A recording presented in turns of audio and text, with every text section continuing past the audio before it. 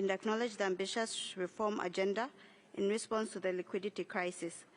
We support calls for cost reduction and increased efficiency in a manner that does not compromise the core values and mandate of this Council. We stress the importance of maintaining funding to the LDC Seeds Trust Fund to ensure the inclusive participation of all Member States. I thank you. Merci. Je donne la parole au distingué représentant du Cambodge.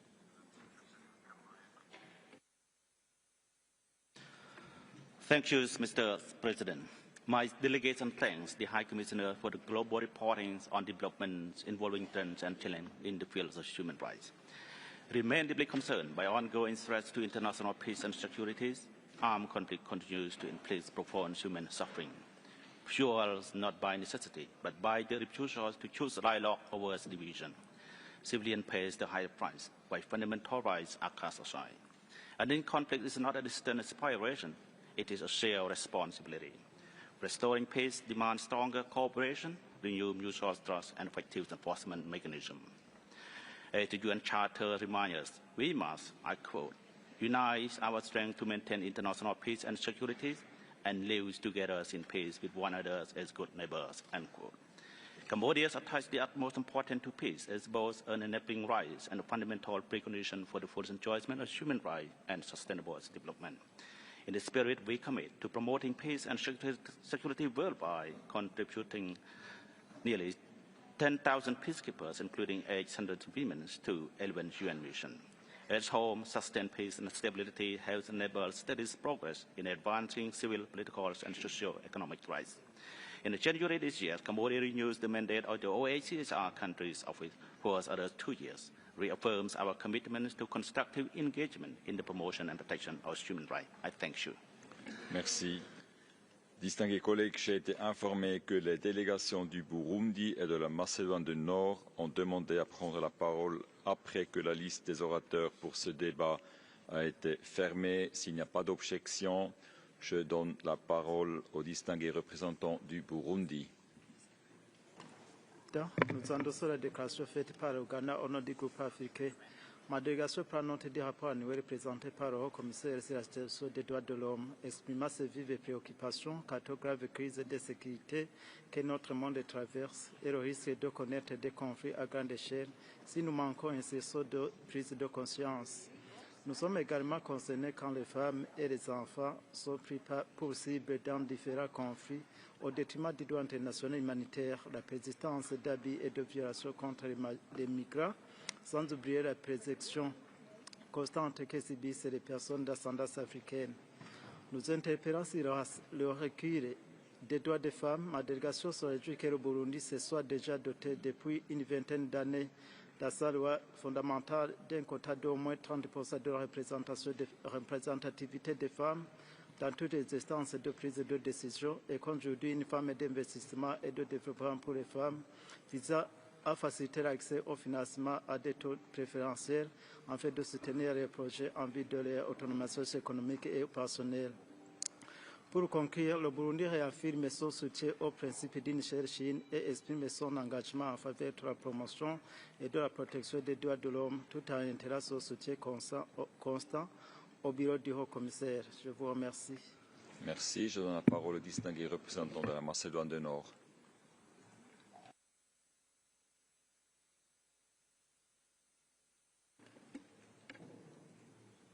North Macedonia, not in the room. Non. Alors nous passons à la liste des institutions nationales des droits de l'homme et des organisations non gouvernementales. Je donne la parole à Global Alliance of National Human Rights Institutions.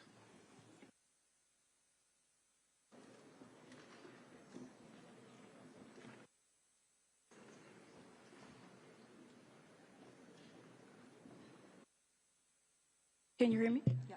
So, Mr. President, High Commissioner, GANRI welcomes the report of the High Commissioner on the work of his office during the last year.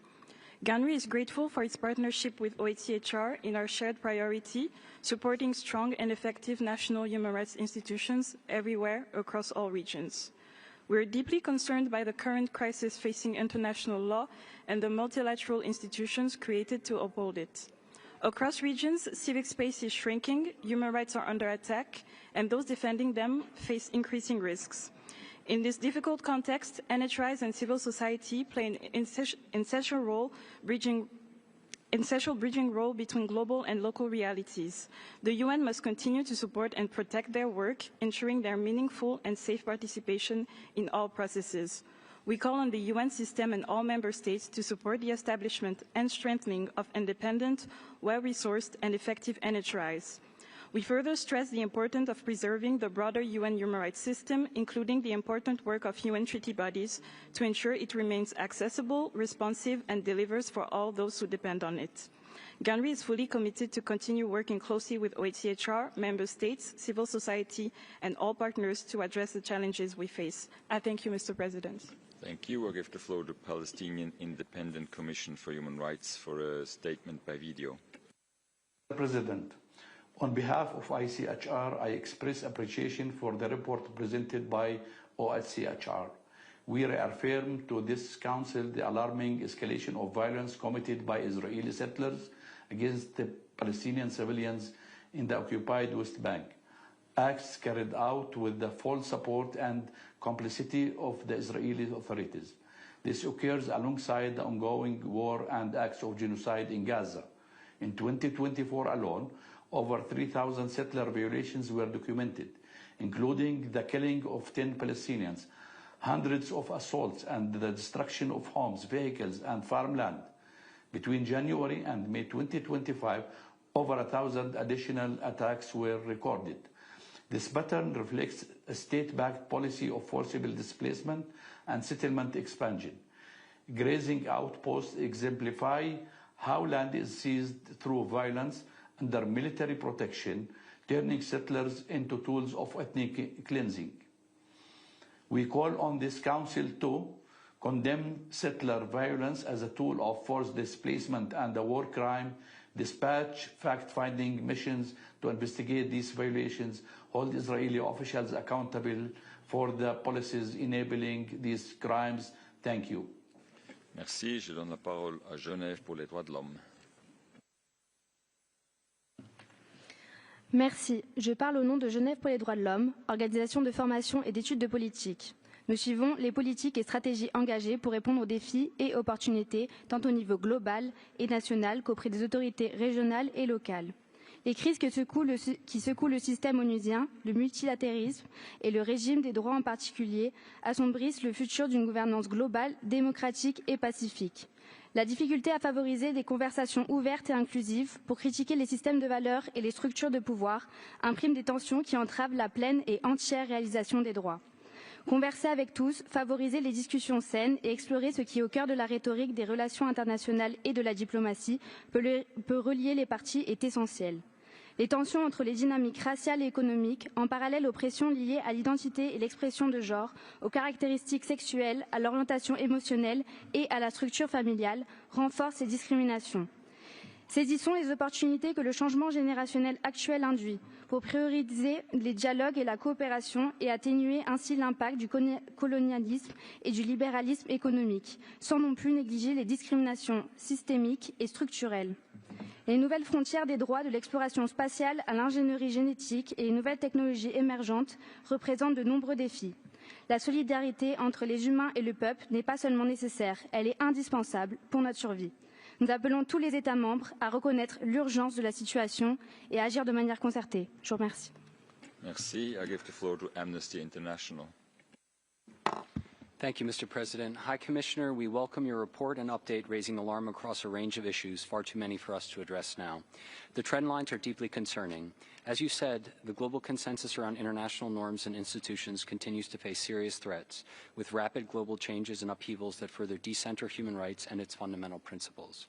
We agree with you fully. Human rights must point the way out of our current peril.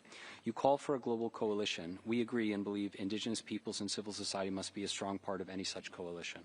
We recognize your office's important activities in Sri Lanka and urge you to use your forthcoming visit as an opportunity to call on the government to support the work of the Sri Lanka Accountability Project and heed victims and survivors in their calls for extending its mandate. We urge your office to strengthen its monitoring and reporting on Ethiopia and elaborate on how future atrocity crimes could be prevented. We share your concerns on China, including on Hong Kong and Tibet, and on individual cases of human rights defenders. This August will mark 3 years since your office published a report on Xinjiang concluding that crimes against humanity may have occurred. Despite your engagement subsequent to the report, and as you stated yesterday, worrying reports of human rights violations continue to emerge from Xinjiang. We call on you to provide a public update of the report, including an assessment of the implementation of OHCHR recommendations prior to the next session of this Council. Finally, in light of your office's independent fact-finding inquiry in Bangladesh, how can this Council and UN human rights mechanisms support accountability and reforms in this country? Thank you. Thank you. I give the floor to Human Rights Watch. Thank you, President. We share the High Commissioner's concerns about significant backsliding on human rights and attacks on civil society in many countries. In the United States, the Trump administration has carried out a wide-ranging attack on human rights.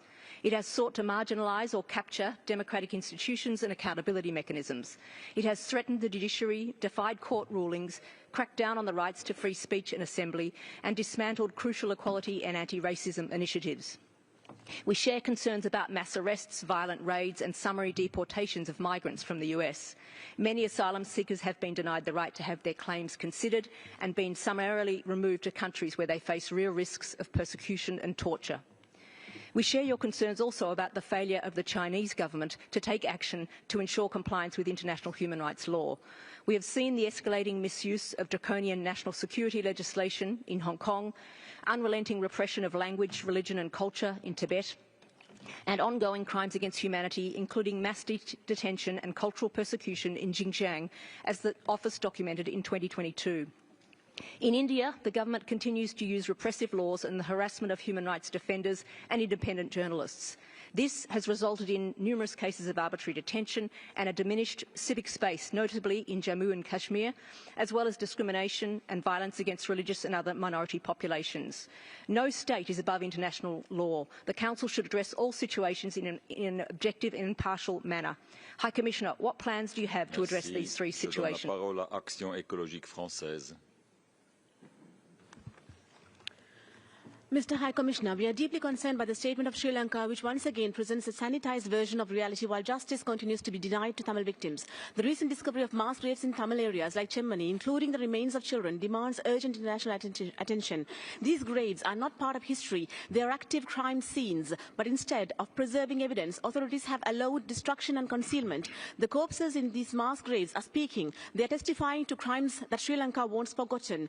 Yet shockingly, the High Commissioner's annual report makes no mention of these discoveries. The silence is deeply painful to the victims and emboldens impunity. The government's claim of public trust is contradicted by the reality. Tamil mothers have been protesting for over 2,500 days, demanding answers about their disappeared loved ones.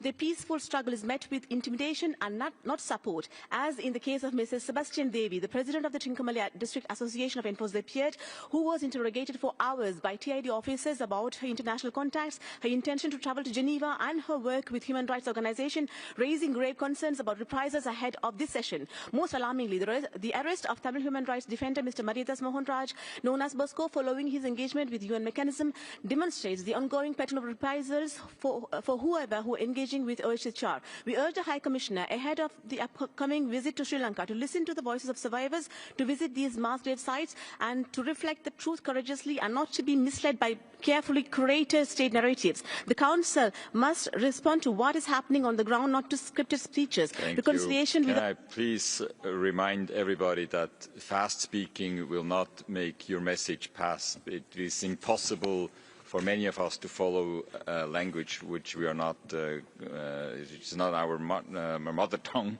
and it's impossible for the interpreters to do justice to your statement. So please be careful not speaking too fast.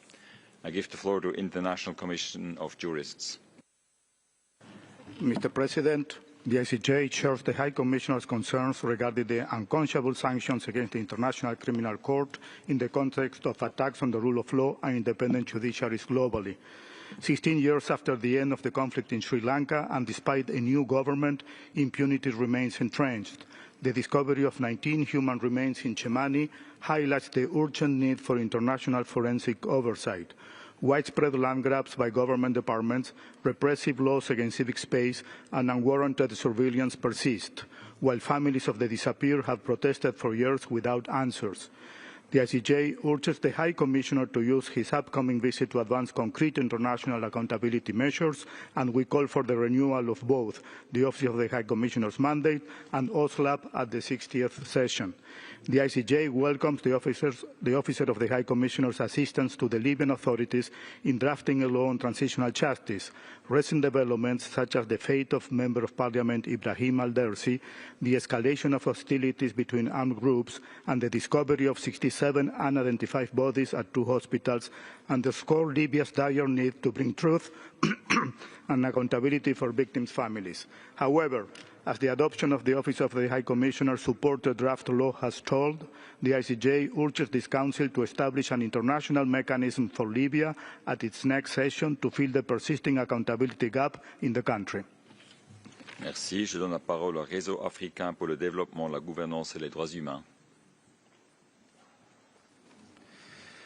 السيد المفوض، اسمي محمود زيدان، صحفي وناشط حقوقي ومعتقل سابق في مراكز الاحتجاز التابعة للدولة الجزائرية وتنظيم البوليساريو. ترتكب عناصر الجيش الجزائري بصفة ممنهجة جرائم القتل خارج القانون، رميا بالرصاص في حق الصحراويين الذين يحاولون تجاوز الحصار العسكري المفروض عليهم بحثا عن مصدر عيش لعائلاتهم التي تعاني التجويع جراء سرقة قيادي البوليساريو للمساعدات الدولية وإعادة بيعها في منطقة الساحل والصحراء. آخر حلقات هذا المسلسل الإجرامي إطلاق النار بدم بارد يوم 9 من أبريل 25/2000 من طرف الجيش الجزائري على مجموعة من الشبان الصحراويين حاولوا مغادرة مخيم اللاجئين الداخل بالجزائر، وقتلوا منهم الشابين سيدي أحمد ولد غلام ولد فنيدو وعالي محمد ولد فنيدو، كما أصابوا 9 آخرين بجروح متفاوتة الخطورة، وذلك أمام أنظار الأطفال والنساء على بعد 1 أمتار من خيام اللاجئين. ورغم موجة الاحتجاجات التي قامت بها الساكنة، لم تفتح السلطات الجزائرية حتى اليوم أي تحقيق في هذه الجريمة البشعة، ولا يسمح لعائلات الضحايا بتقديم أي شكاية أمام العدالة الجزائرية في خرق سافر لالتزامات هذا البلد المضيف. لذلك نطالب بتفعيل آليات مجلس حقوق الإنسان لمساءلة الجزائر حول جرائم القتل خارج القانون التي ترتكبها قواتها النظامية في حق الصحراويين، ووضع حد لحالة اللا قانون بمخيمات تندوف ولسياسة الإفلات من العقاب التي يتمتع بها الجنود الجزائريين الضالعين في قتل. Je donne la parole à l'association Astéoïr.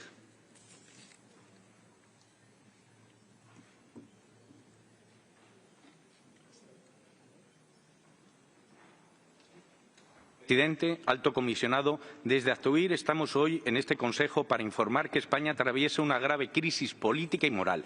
Está en riesgo la separación de poderes, la independencia judicial y la dignidad institucional. Pedro Sánchez, presidente del Gobierno, por ahora, se encuentra acorralado por casos de corrupción de 2 secretarios de organización de su partido, de su entorno familiar, del propio PSOE y de su fiscal general. Por ello, propone aprobar la llamada Ley Bolaños, una reforma para limitar el margen de actuación de jueces que ha sido denunciada por Actoir y por más de 70.000 ciudadanos por el riesgo que supone para la independencia judicial en búsqueda de la impunidad del PSOE.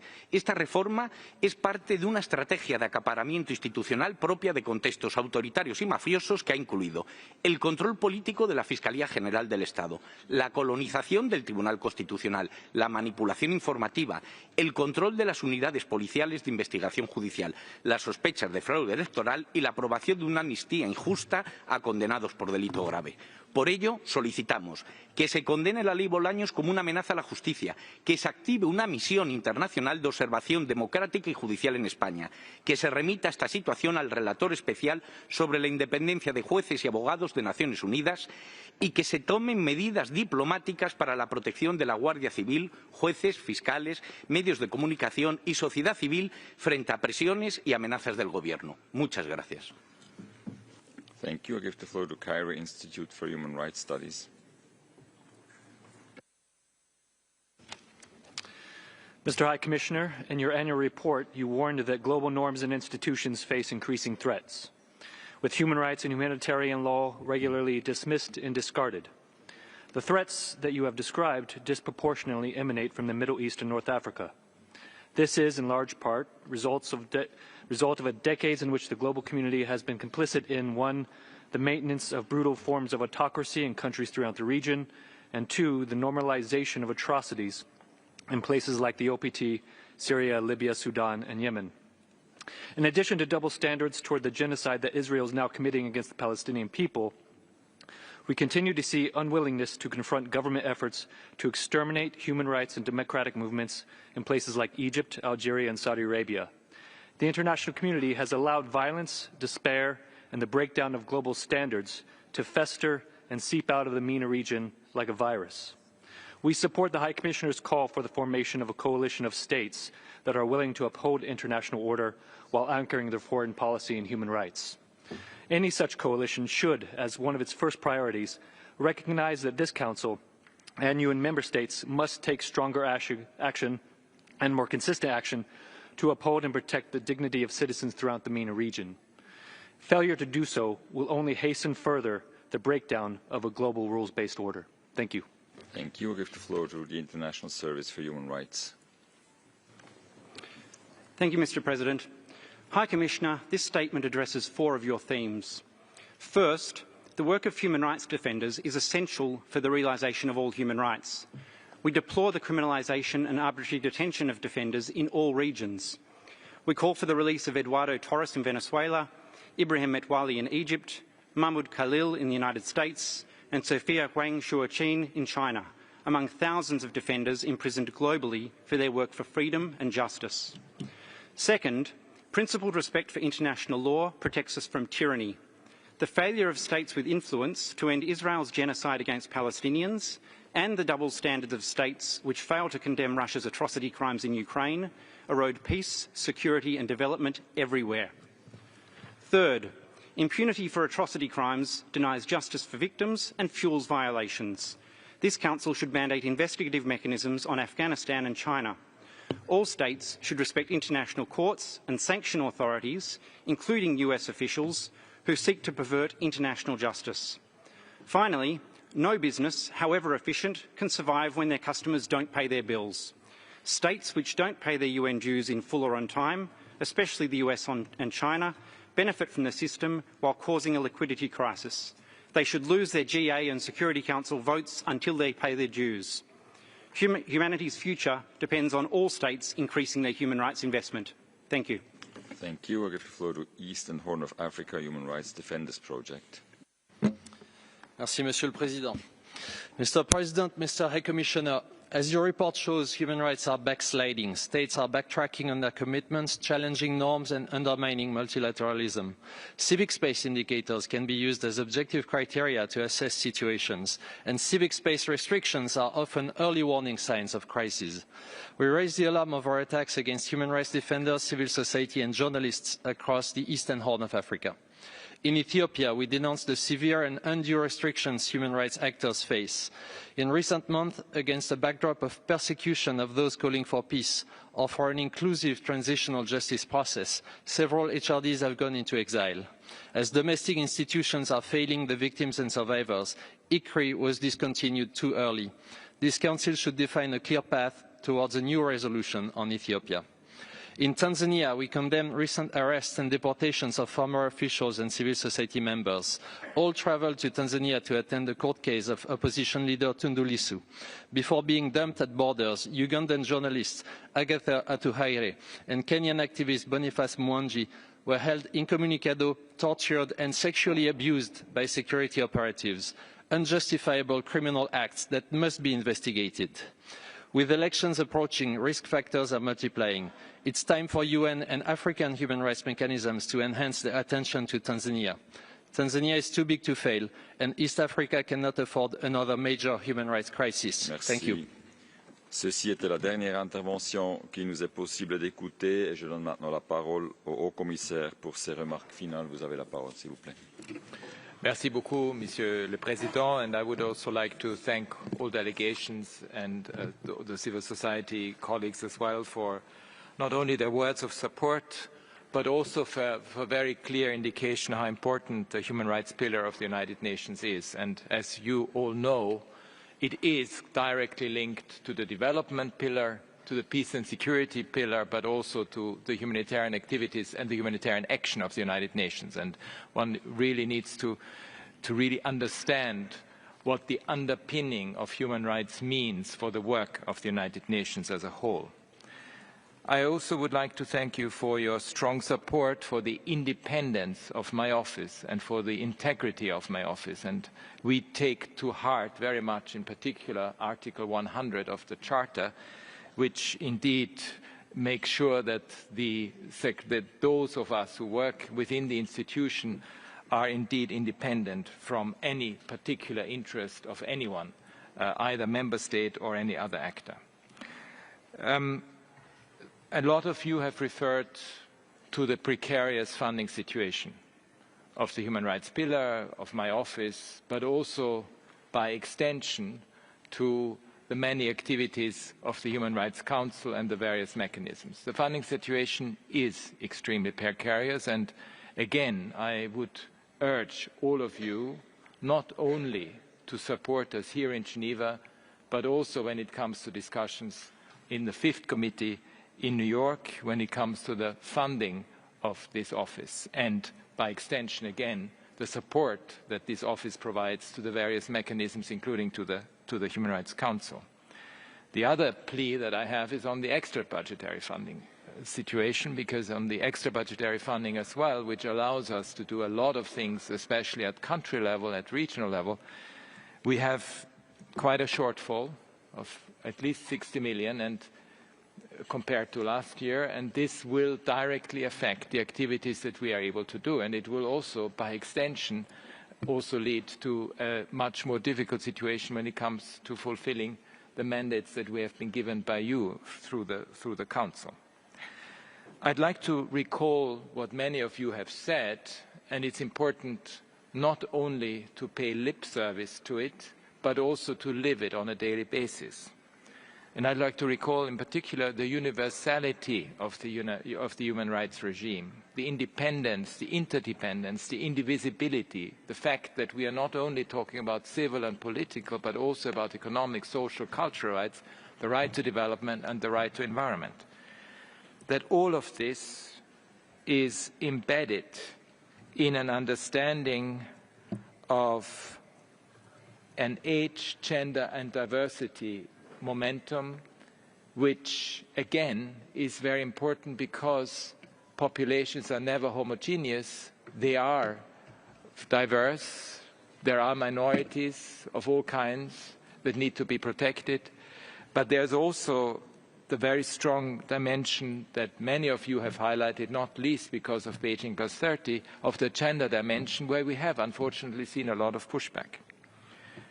This is embedded in the economic systems, in the policy, economic and governance systems that we have today, very much and very often too short-term and not enough from a long-term perspective. And again, the fact that we launched this concept of human rights economy attempts precisely to consolidate a coherence when it comes to the development of policies in response to challenges that the world faces, and not just the short-term challenges, but also the more longer-term ones, as, for example, the ones in relation to the environment and climate change. And there are indeed, by some of you have mentioned, a number of upcoming opportunities: the Financing for Development Summit in Sevilla, the COP30 in Brazil, the World Social Summit in Qatar later this year, the fact that we have a number of other very important gatherings that precisely attempt to galvanize support of the international community around some of these very important aspects. Human rights are a matter of international concern. Whoever says they are not is wrong. That's what the Charter says. The Charter has identified as part of its objects and purposes the promotion and protection of human rights. It's even not only in the preamble, but also in the very first articles of the UN Charter. So I think we need to accept that this is not just duty bearers at the national level, but there is a role that the international community plays when it comes to matters of human rights, matters of international concern. And the radical idea of human rights is precisely that it does care about everyone everywhere. There is no exceptionalism attached to it, and it applies to anywhere in the world, and we are not making an exception, which is precisely what, when it especially comes to conflict situations, we often see this one against the other type of this binary mentality, which frankly doesn't help us. We have to step outside the very entrenched positions that we often see in conflicts, because otherwise we are not able to overcome it. And we need to see, and that's what we often see in conflicts, we see incredible dehumanization of the other. And this us versus them, friend and enemy binary thinking is not going to help us in any possible way. So the role of the international community is not least embodied in this Council. And when it comes, for example, to mandates that the Council focuses on and puts scrutiny on country situations, we know for a fact that it has had a preventive effect. It has had a preventive effect by making sure that the international community cares about human rights situations around the world, and that scrutiny and analysis is not just something that is relegated to the invisibility and the transnational repression that we often see, but is actually an area where we shed light on. And that's precisely what the value of the Council represents. There is also the work that is normative and operational, embedded or underlined by accountability, and especially when it comes to, again, attacks against multilateral institutions, we often see it in relation to accountability, because sometimes, I'm afraid to say, the messenger is killed and made an easy scapegoat. And that's, of course, unacceptable. We not only need the strong defense of the multilateral institutions, but we also need to make sure that we communicate the value of these multilateral institutions so that it actually shows that it has value for everyone's lives around the world, and that if the multilateral institutions are attacked for various reasons, it actually harms and makes it weaker for everyone. So again, I'd like to thank you very much for this debate, and look forward to many more in this spirit of constructive engagement, which allows us to hold each other the mirror as well, which is an important part of governance in any case. Thank you very much. Merci beaucoup, Monsieur le Président. Merci, distingués collègues. Ceci nous amène à la fin de ce dialogue interactif. Je tiens à remercier le haut-commissaire pour sa participation. Nous allons faire une courte pause avant le prochain débat. Merci.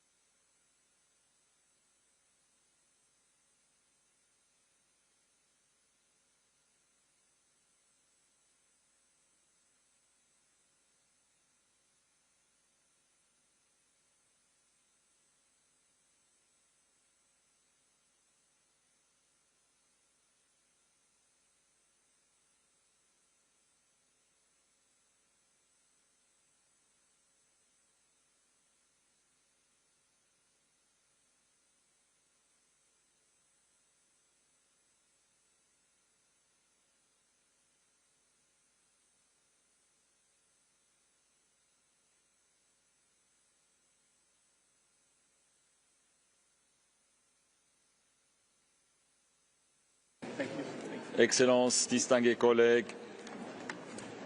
nous ouvrons à présent le dialogue interactif avec la commission d'enquête sur le territoire palestinien occupé, y compris Jérusalem-Est et Israël, au sujet de son rapport soumis conformément à la résolution S30/1 du Conseil.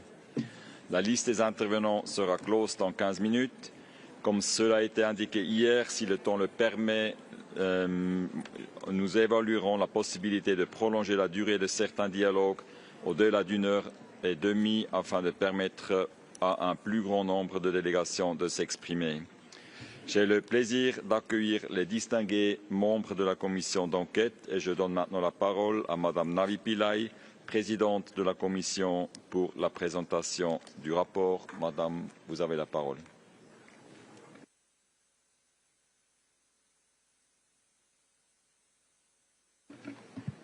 Thank you. Mr. President, Excellencies, good afternoon. I speak before this Council 20 months into the most ruthless, prolonged and widespread attack against the Palestinian people since 1948.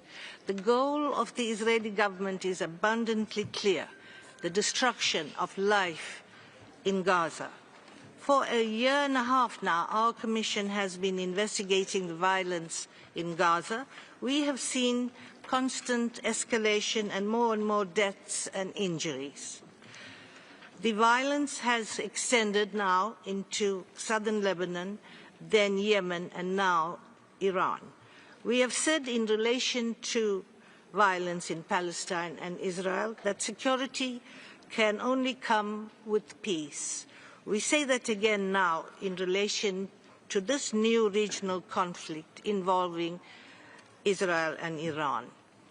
Peace, justice and respect for human rights are the only ways forward in which the peoples of the region can live in security.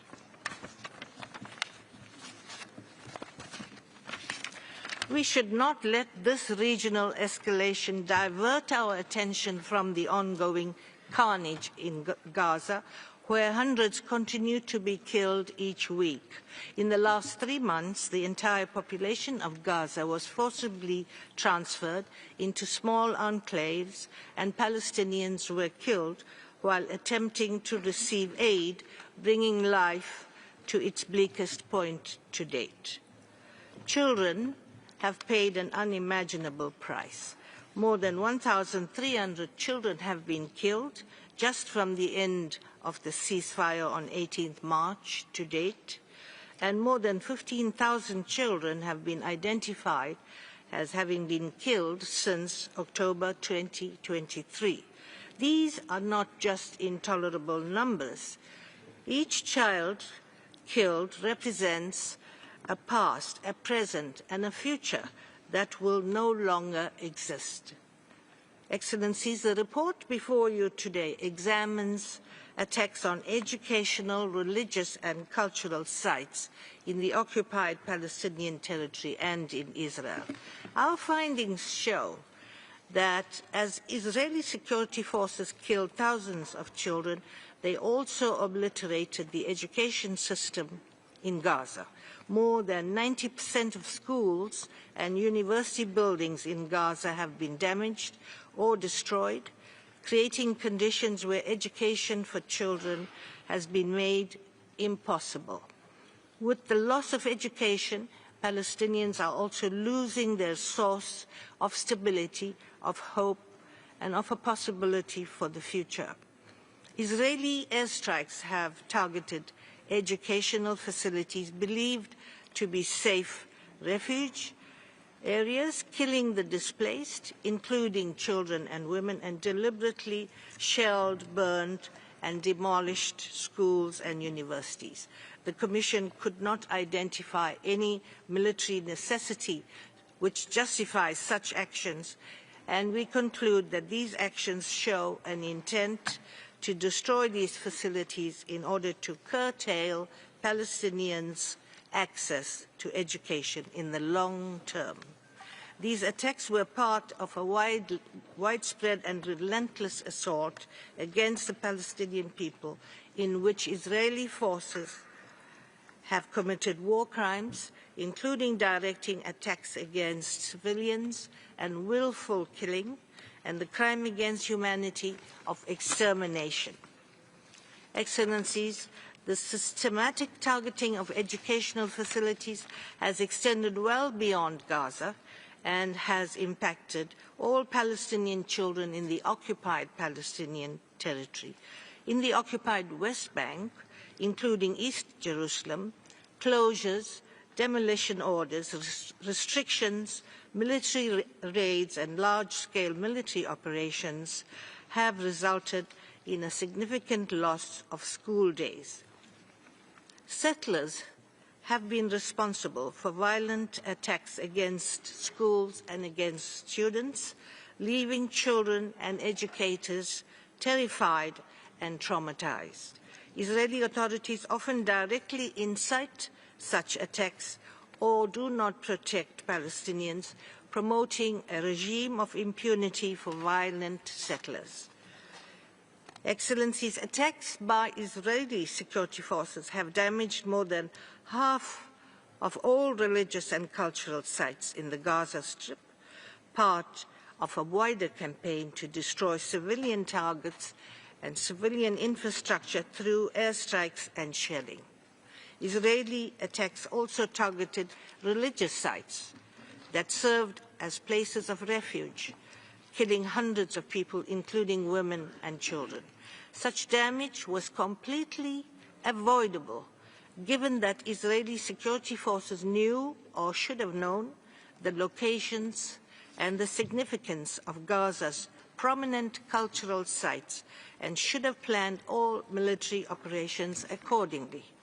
The damage to religious and historical buildings, monuments, and other tangible heritage has a cascading effect and deeply affects intangible cultural elements such as religious and cultural practices, memories, and history, undermining the identity of Palestinians as a people.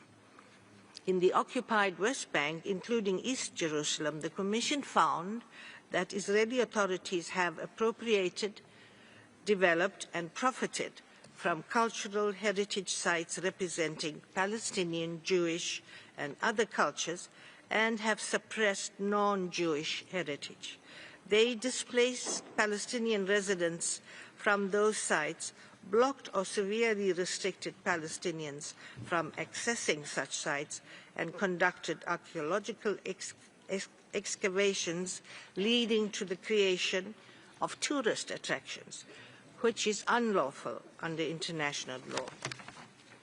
Such actions deny the relationship of Palestinians to the land's heritage and history. Israel has been using cultural heritage and settlements as leverage for its unlawful territorial claims in the occupied West Bank, in flagrant defiance of multiple United Nations resolutions and the 2024 advisory opinion of the International Court of Justice. Excellencies, we have repeatedly requested the Israeli authorities to grant us immediate, unimpeded access to the occupied Palestinian territory, including Gaza, in accordance with our mandate and the order of the International Court of Justice of 24th May 2024. Israel has ignored all of these requests. The Commission reiterates its call for a complete and unconditional cessation of hostilities. We demand an immediate and full end to the siege imposed on Gaza and the release of all those arbitrarily detained, including all hostages, both Israeli and Palestinian. Attacks against educational, religious, and cultural sites must stop immediately.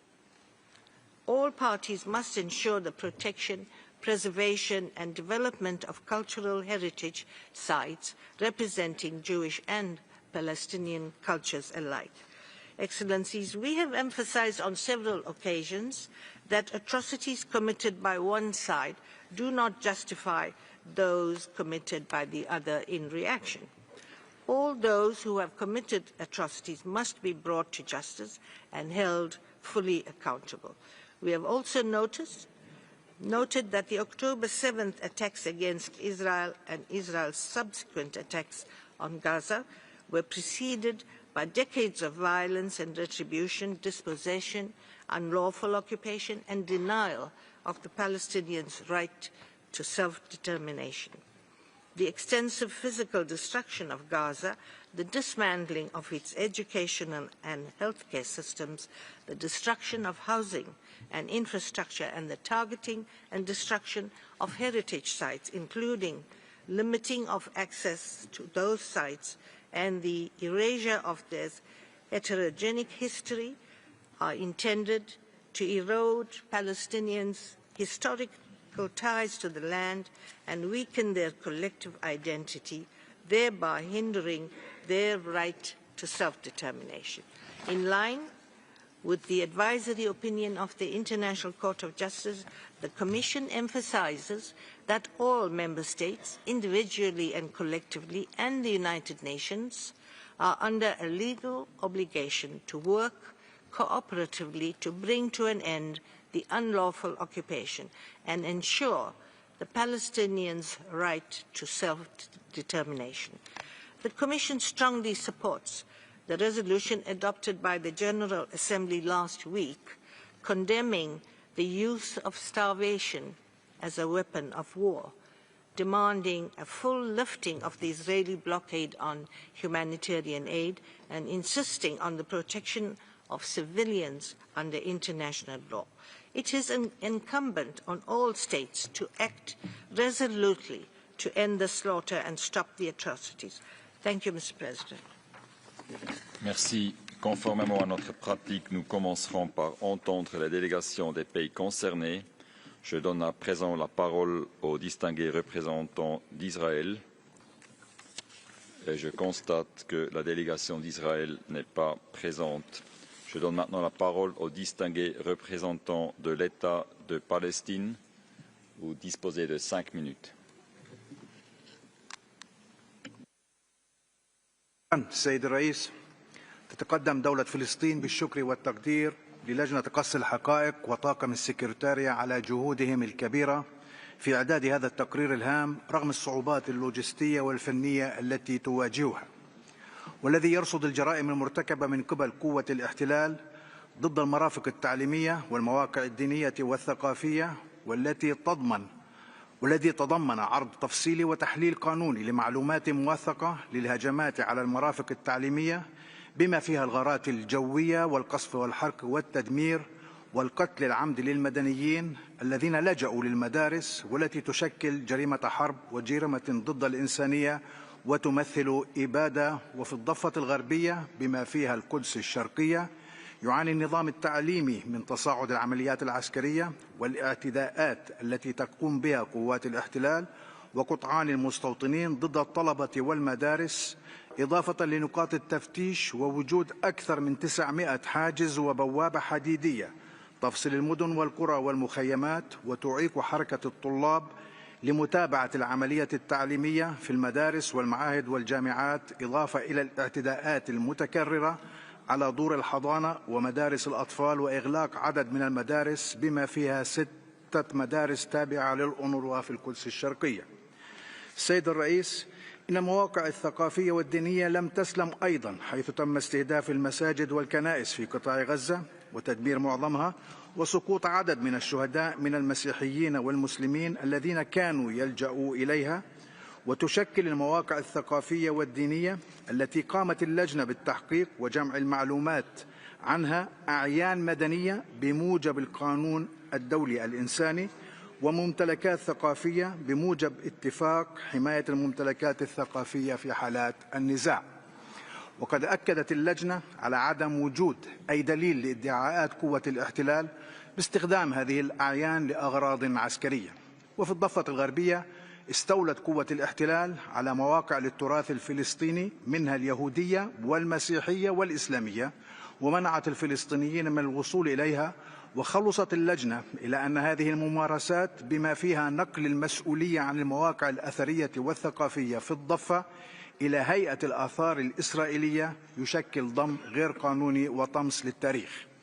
سيد الرئيس، إن التقرير يرصد بشكل مفصل حجم المأساة التي تواجهها المؤسسات التعليمية والثقافية والدينية، والذي يهدد واقع الشعب الفلسطيني ومستقبله، والذي ينعكس على حق شعبنا في تقرير المصير، الأمر الذي يستدعي من الأطراف كافة تنفيذ التوصيات التي خلصت إليها اللجنة، وأن تتحمل الدول مسؤولياتها باتخاذ خطوات عملية لوقف كافة الانتهاكات بحق المؤسسات التعليمية والثقافية والدينية، وتنفيذ ما جاء بالرأي الاستشاري لمحكمة العدل الدولية والقاضي بعدم قانونية الاحتلال وكل تبعاته وانعكاساته، وضرورة العمل على الامتثال للتدابير المؤقتة الصادرة عن محكمة العدل الدولية في يناير ومارس ومايو من العام الماضي لمنع الإبادة الجماعية. وفي هذا الصدد فإننا نطالب جميع الدول والمؤسسات بضرورة تأمين المرافقة والحماية الدولية لدخول المساعدات الغذائية والدوائية والمياه والوقود إلى قطاع غزة،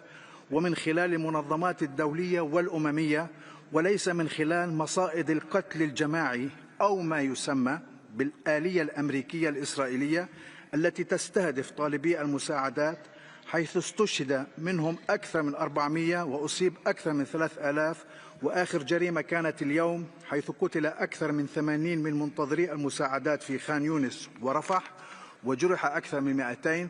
وكذلك تنفيذ قرار الجمعية العامة 34 والذي يطالب بوقف إطلاق النار وإطلاق سراح الرهائن، ونطالب بإطلاق سراح الموقوفين الإداريين والمختفين قسرا، وذلك بالضغط على قوة الاحتلال واتخاذ إجراءات عملية عبر وقف تصدير ونقل السلاح وإعادة النظر في العلاقات التجارية والدبلوماسية، واتخاذ إجراءات عقابية ضد أعضاء حكومة التطرف والقتل والإجرام وعدم استقبالهم أو التعامل معهم، وضرورة إعمال مبدأ المحاسبة والمساءلة دون ازدواجية.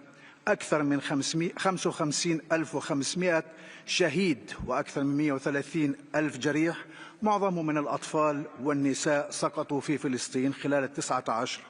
أنقذوا شعبنا الفلسطيني وأنقذوا العالم من حكومة الإبادة والتطرف. شكرا سيد الرئيس. Merci. Je donne maintenant la parole à la Commission indépendante des droits de l'homme de l'État de Palestine. C'est une contribution par vidéo. Mr. President, the Independent Commission for Human Rights expresses its sincere gratitude to the Independent International Commission of Inquiry for its recent report. It provides a detailed and comprehensive account of serious violations of international humanitarian law and international human rights law in the Occupied Palestinian Territory. The report highlights the systematic targeting of civilian infrastructure, including schools, religious sites, and cultural landmarks. The destruction of these vital institutions has had a devastating impact on the lives of Palestinian civilians and endangers the future of coming generations. These acts are not only grave violations of international law, but appear to be deliberate attempts to dismantle Palestinian society and erase its history and heritage. Moreover, the report documents crimes against humanity, including acts amounting to genocide, through the direct targeting of civilians in spaces that should be protected under international law.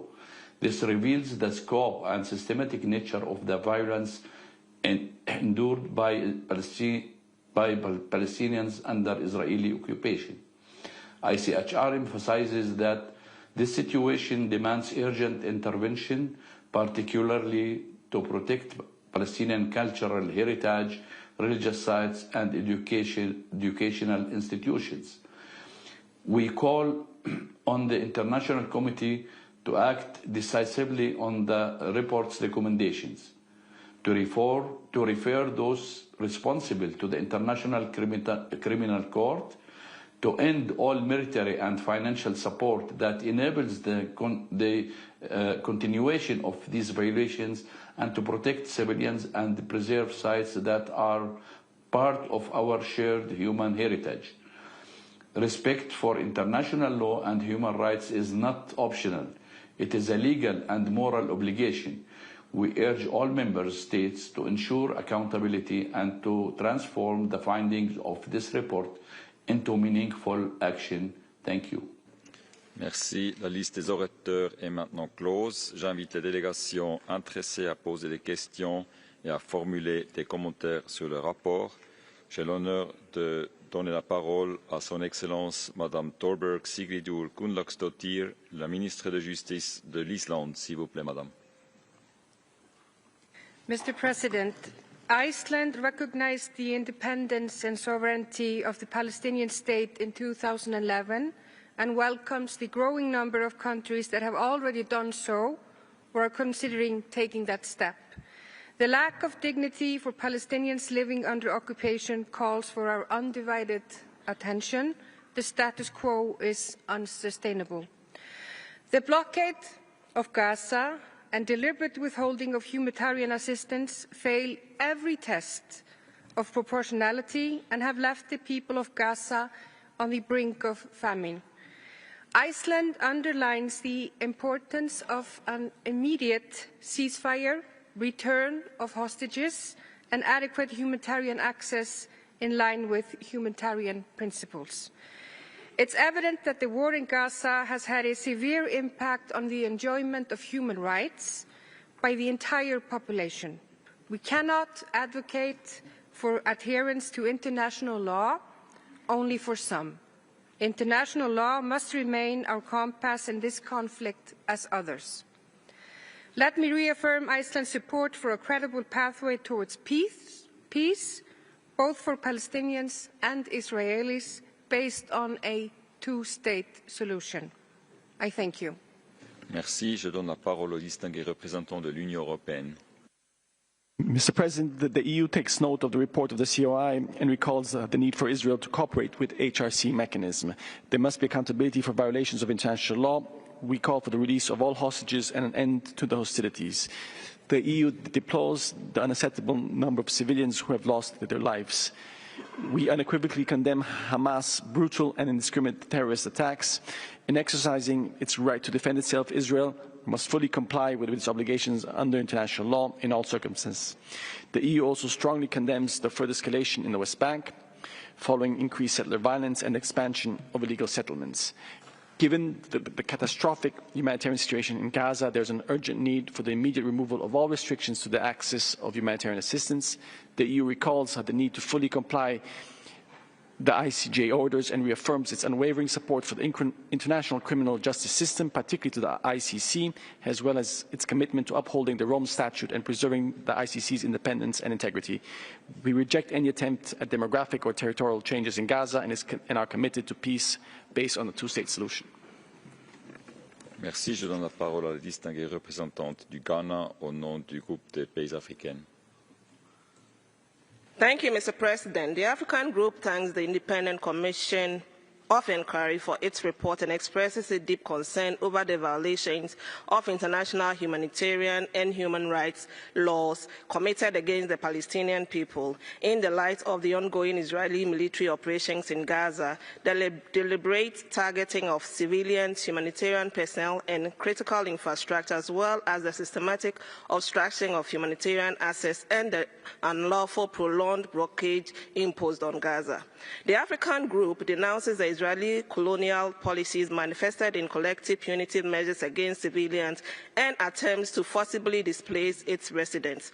The group calls on Israel to fully comply with the provisional orders issued by International Court of Justice and reiterates its unflinching support for the relevant UNGA resolutions on Palestine and declared position of the UN Secretary General on the ongoing atrocities committed in Gaza, as well as the persistent call by the AU for the permanent ceasefire in the collective interest of peace and stability in the Middle East.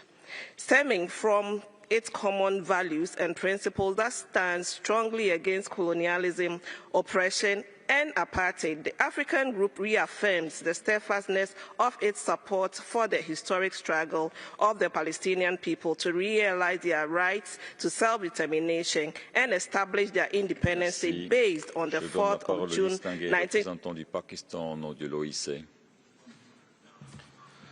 Mr. President, the OIC Group welcomes the Commission and thanks the distinguished Commissioner for presenting its latest report. We appreciate the Commission's contributions to systematically documenting the grievous harm against the Palestinian people arising from the war crimes and acts of genocide perpetrated by the illegal occupying power. These include the wanton destruction and widespread devastation of civilian infrastructure in the occupied Palestinian territory, particularly within the Gaza Strip. The instant report is an indictment of the occupying powers' intent to exterminate the Palestinian people from their native land, Judaize the occupied Palestinian territory, especially East al-Quds and al-Haram al-Sharif, and wipe out the history and heritage of Palestine. Repeated and deliberate attacks on schools, educational infrastructure, and cultural sites are designed not only to advance the extermination of the Palestinian people, they are also inflicting generational harm on the Palestinian people under occupation by robbing them of their right to education, right to cultural expression, and freedom of religion. Israel's ever-increasing onslaught on the Palestinian people, their mosques and churches, historical sites and identity, is a naked attempt to expel the people under occupation and suppress their inalienable right to self-determination. This must never come to pass. We applaud the Commission for carrying on its vital work despite lack of resources and access. We call for legal accountability of the occupying powers' repeated criminal acts and assure the Commission of our continued support. I thank you. Merci. Je donne la parole au distingué représentant de la République bolivarienne de Venezuela au nom d'un groupe de pays. Gracias, presidente. El Grupo de Amigos en Defensa de la Carta de Naciones Unidas reitera su profunda preocupación por las graves y sistemáticas violaciones cometidas por Israel contra el pueblo palestino, tal y como se refleja en el informe de la Comisión. Los ataques documentados contra instituciones educativas, patrimonio cultural y lugares religiosos en la Franja de Gaza, que han causado miles de víctimas civiles, incluidos niños y mujeres, son un claro indicio de una política dirigida al castigo colectivo y a la destrucción de la sociedad y la identidad palestinas. El 26 de enero de 2024, la Corte Internacional de Justicia dictó medidas provisionales para impedir actos que pudieran equivaler a genocidio contra los palestinos. En lugar de actuar en consecuencia, Israel intensificó sus operaciones militares en Gaza. Además, la opinión consultiva de la Corte Internacional de Justicia de julio de 2024 reafirmó la ilegalidad de la ocupación y su papel en la negación de la autodeterminación palestina. El Grupo de Amigos reafirma su apoyo a los esfuerzos pertinentes en favor de la justicia y la rendición de cuentas, incluidos los encaminados a investigar los crímenes atroces cometido contra el pueblo palestino, a identificar y enjuiciar a los responsables de crímenes de guerra y a proporcionar reparación por los daños, pérdidas o perjuicios derivados de los crímenes cometidos por la potencia ocupante de Israel. Muchas gracias, señor presidente. Merci. Je donne la parole à la distinguée représentante du Bahreïn au nom du groupe des pays arabes. شكرا السيد الرئيس. ترحب المجموعة العربية بتقرير اللجنة وتعرب عن إدانتها الشديدة لرفض القوى القائمة بالاحتلال التعاون مع آليات مجلس حقوق الإنسان بما في ذلك الإجراءات الخاصة كافة. إن التقرير يعرض بوضوح حجم الانتهاكات الجسيمة التي ترتكبها القوى القائمة بالاحتلال بحق القانون الدولي لحقوق الإنسان والقانون الدولي الإنساني، ويبين التقرير العلاقة الوثيقة بين الهجمات الممنهجة على حق الشعب الفلسطيني في تقرير المصير.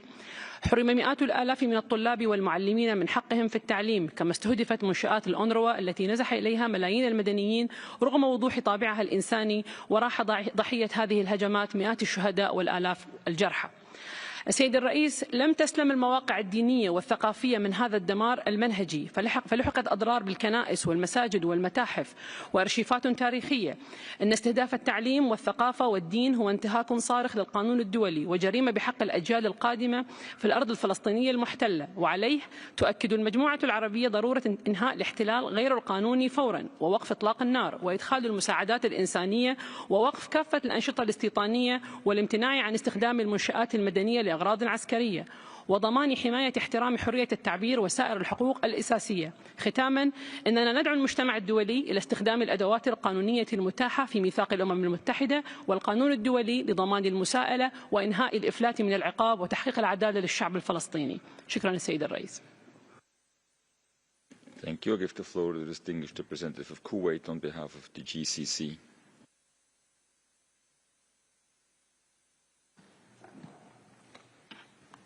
شكرا سيد الرئيس. ترحب دول مجلس التعاون بتقرير لجنة تقصي الحقائق وتشكرها على تسليط الضوء على انتهاكات القوى القائمة بالاحتلال الفادحة للقانون الدولي الإنساني وقانون حقوق الإنسان في سياق عدوانية المستمر على قطاع غزة، لا سيما فيما يتعلق بالاستهداف المتعمد وغير المبرر للمؤسسات التعليمية والثقافية والدينية، بما في ذلك الضفة الغربية والقدس الشرقية، وربطها الواضح بتقييد هذه الممارسات لحق الشعب الفلسطيني بتقرير مصيره. وتدين دول المجلس في هذا السياق ممارسات القوى القائمة بالاحتلال وسياسة العقاب الجماعي التي تنتهجها ضد سكان قطاع غزة وتحملها المسؤولية الكاملة عن انتهاكاتها واعتداءاتها المستمرة على القطاع، واعتبارها جرائم حرب وجرائم ضد الإنسانية، ورفض أي مبررات وذرائع لوصف العدوان الإسرائيلي بأنه دفاع عن النفس.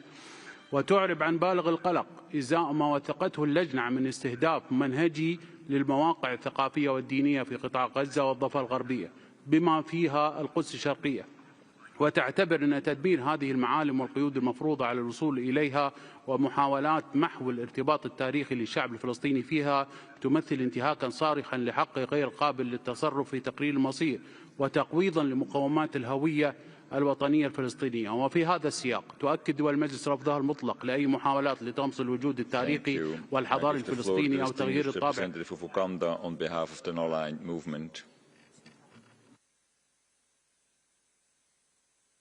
Uganda.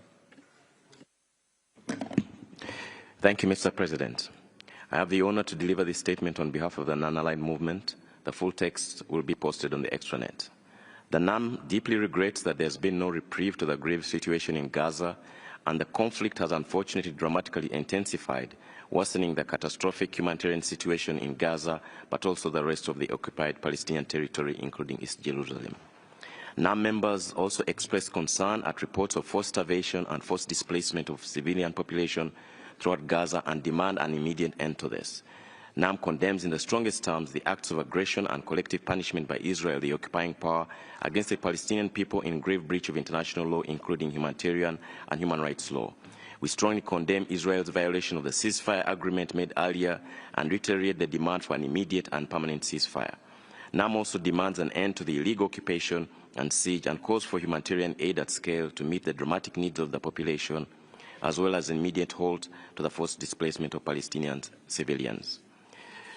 The Non-Aligned Movement unequivocally condemns the act of military aggression committed by Israel against the sovereign territory of the Islamic Republic of Iran on June 13, 2025, which constitutes a flagrant violation of Article 2.4 of the Charter of the UN, as well as a breach of international peace and security.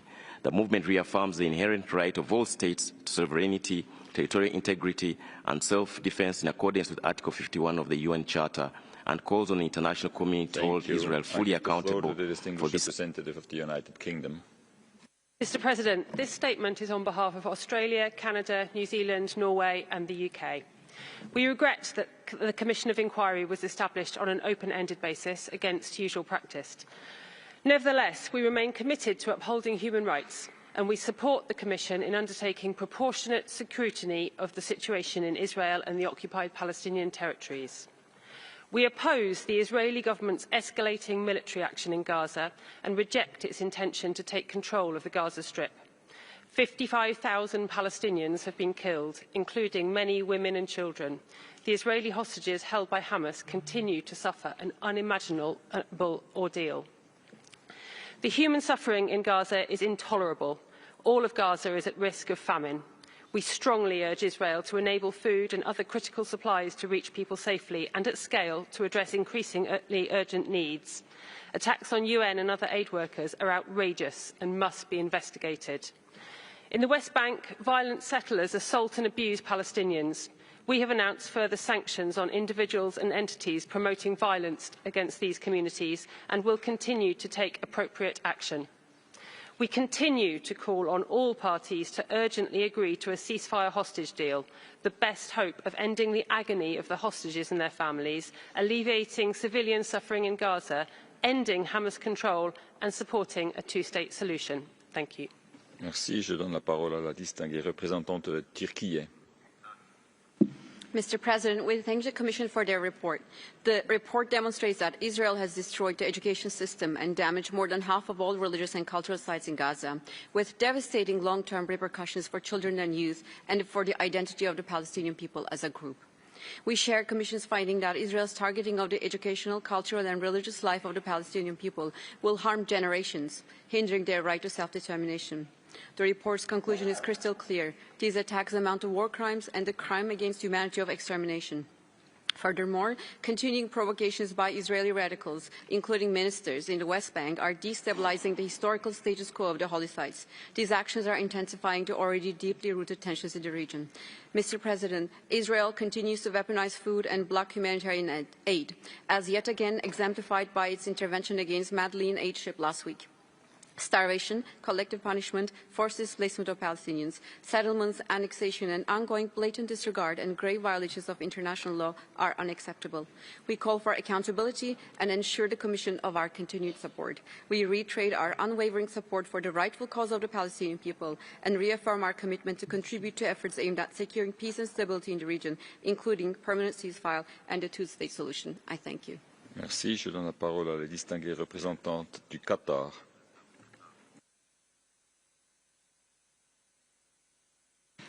سيد الرئيس، بداية نرحب بأعضاء لجنة التحقيق الدولية ونشكرهم على جهودهم. إن ما أشار إليه التقرير من استيلاء وسرقة وتدمير قوات الاحتلال الإسرائيلي والمستوطنين الإسرائيليين للمواقع الثقافية والدينية الإسلامية والمسيحية الفلسطينية والاستهداف المتعمد وغير المبرر للمرافق التعليمية لا سيما في قطاع غزة، وكذلك المدارس التابعة لوكالة الأونروا، على الرغم من إبلاغها بإحداثيات هذه المدارس بشكل منتظم وعدم تحديد أي دليل على وجود أهداف عسكرية في هذه المرافق، هو جريمة بشعة وانتهاك صارخ للقانون الدولي الإنساني والقانون الدولي لحقوق الإنسان، ويقع ضمن النهج الإسرائيلي العنصري والإجرامي الذي يهدف إلى إبادة الشعب الفلسطيني وتشريده وتهجيره وحرمان الأطفال والشباب الفلسطينيين من حقهم في التعليم وتوسيع رقعة الاستيطان الإسرائيلي ونسف هوية ووجود الشعب الفلسطيني وارتباطه التاريخي بدولة فلسطين.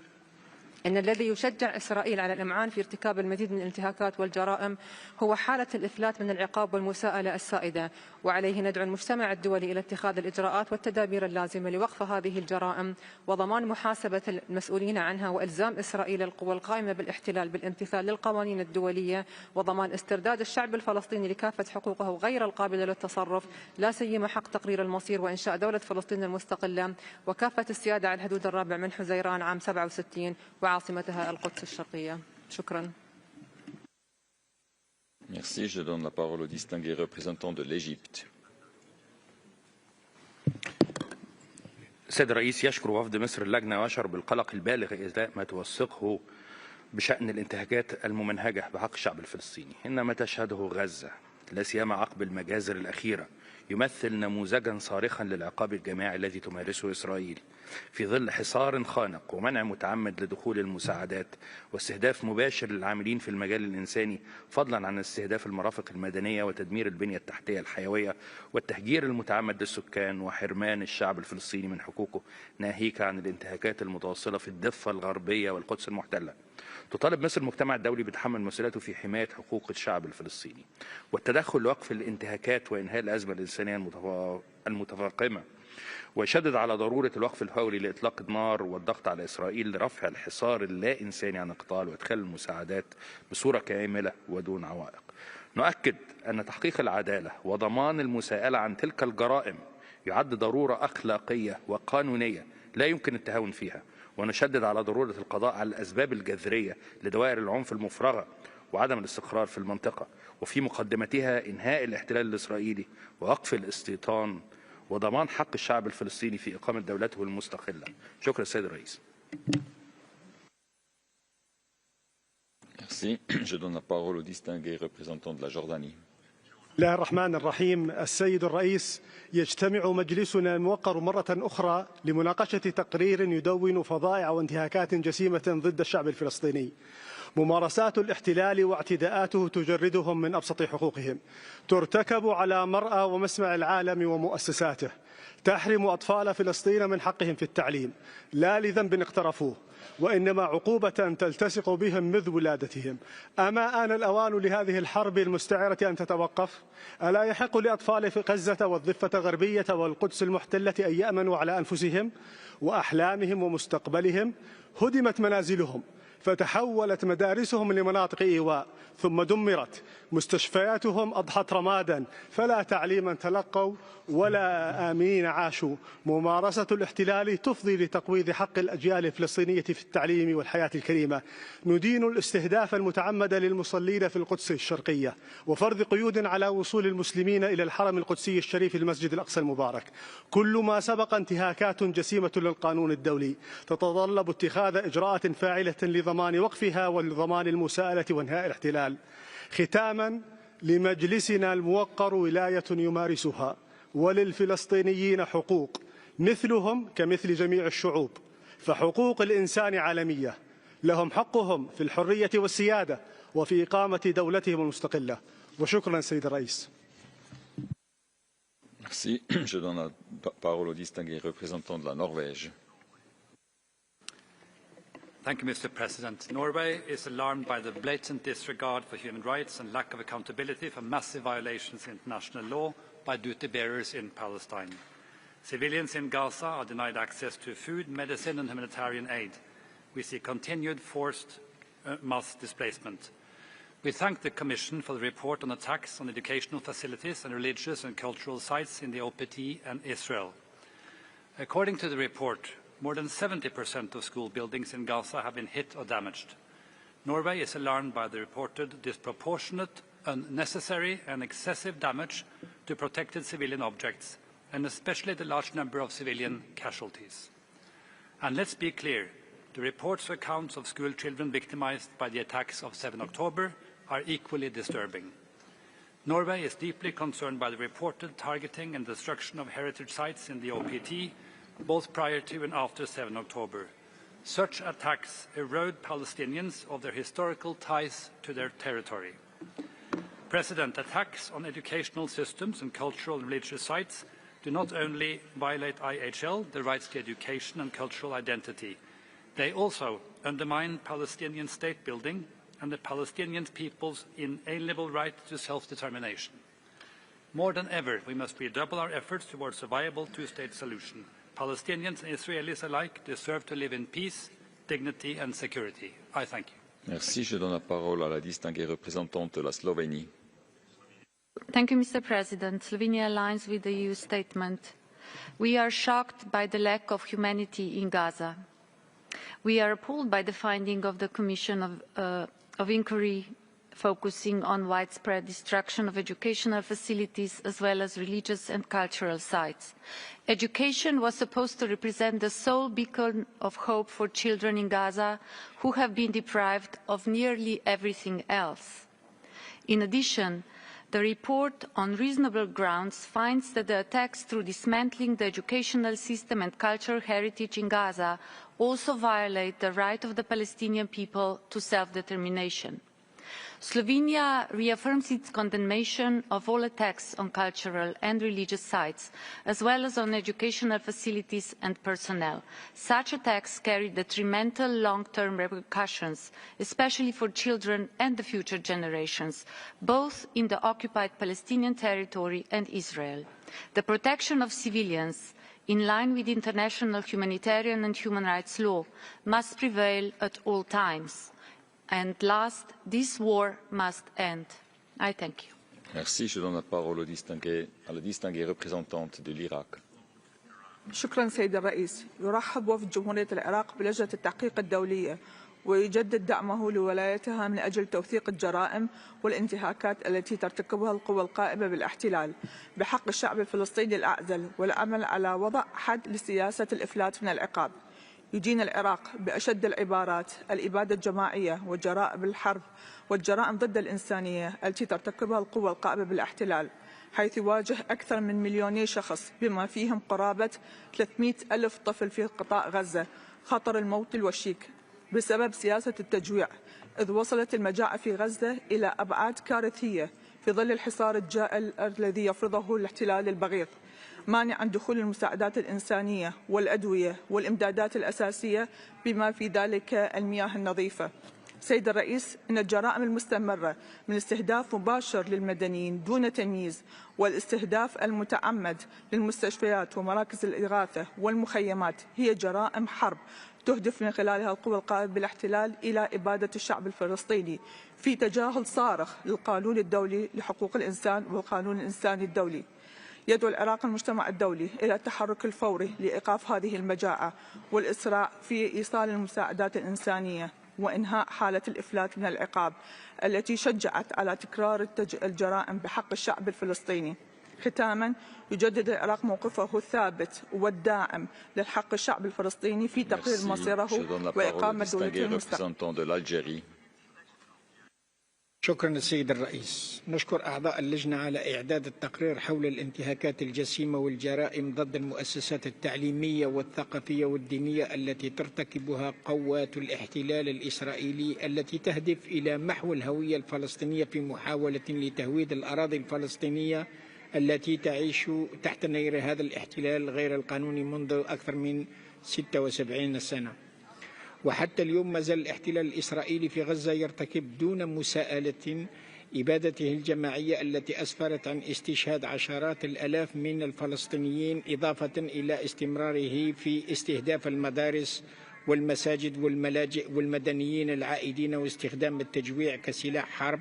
ولا يقل الوضع فظاعة في الضفة الغربية المحتلة في تجاهل تام لكل قرارات الشرعية الدولية. تجدد الجزائر إدانتها لكافة الانتهاكات للقانون الدولي من قبل الاحتلال الإسرائيلي، وتجدد دعمها لحق الشعب الفلسطيني في إقامة دولته المستقلة، كما تدعو جميع الدول والهيئات الأممية وكافة المؤسسات القانونية إلى تأمين الحماية للشعب الفلسطيني ومحاسبة المجرمين وتحقيق العدالة في جميع انتهاكات القانون الدولي، ووقف نقل السلاح ووقف كافة أشكال التعاون مع المستوطنات والمستوطنين. شكرا. Merci. Je donne la parole au distingué représentant de Koweït. السيد الرئيس، تثمن بلادي دور اللجنة في توثيق الانتهاكات التي تقوم بها القوى القائمة بالاحتلال من استخدام القوى المفرطة والحصار الخانق خاصة على قطاع غزة والإخلاء القسري وهدم المنازل وعمليات التجويع المتعمدة وتعرض المرافق التعليمية. Sorry, we have a technical problem with the translation. What's going on with the translation? دور اللجنة في توثيق الانتهاكات التي تقوم بها القوى القائمة بالاحتلال من استخدام القوى المفرطة والحصار الخانق خاصة على قطاع غزة والإخلاء القسري وهدم المنازل وعمليات التجويع المتعمدة وتعرض المرافق التعليمية للتدمير المتعمد في الضفة الغربية ومحاولة الإفلات من العقاب.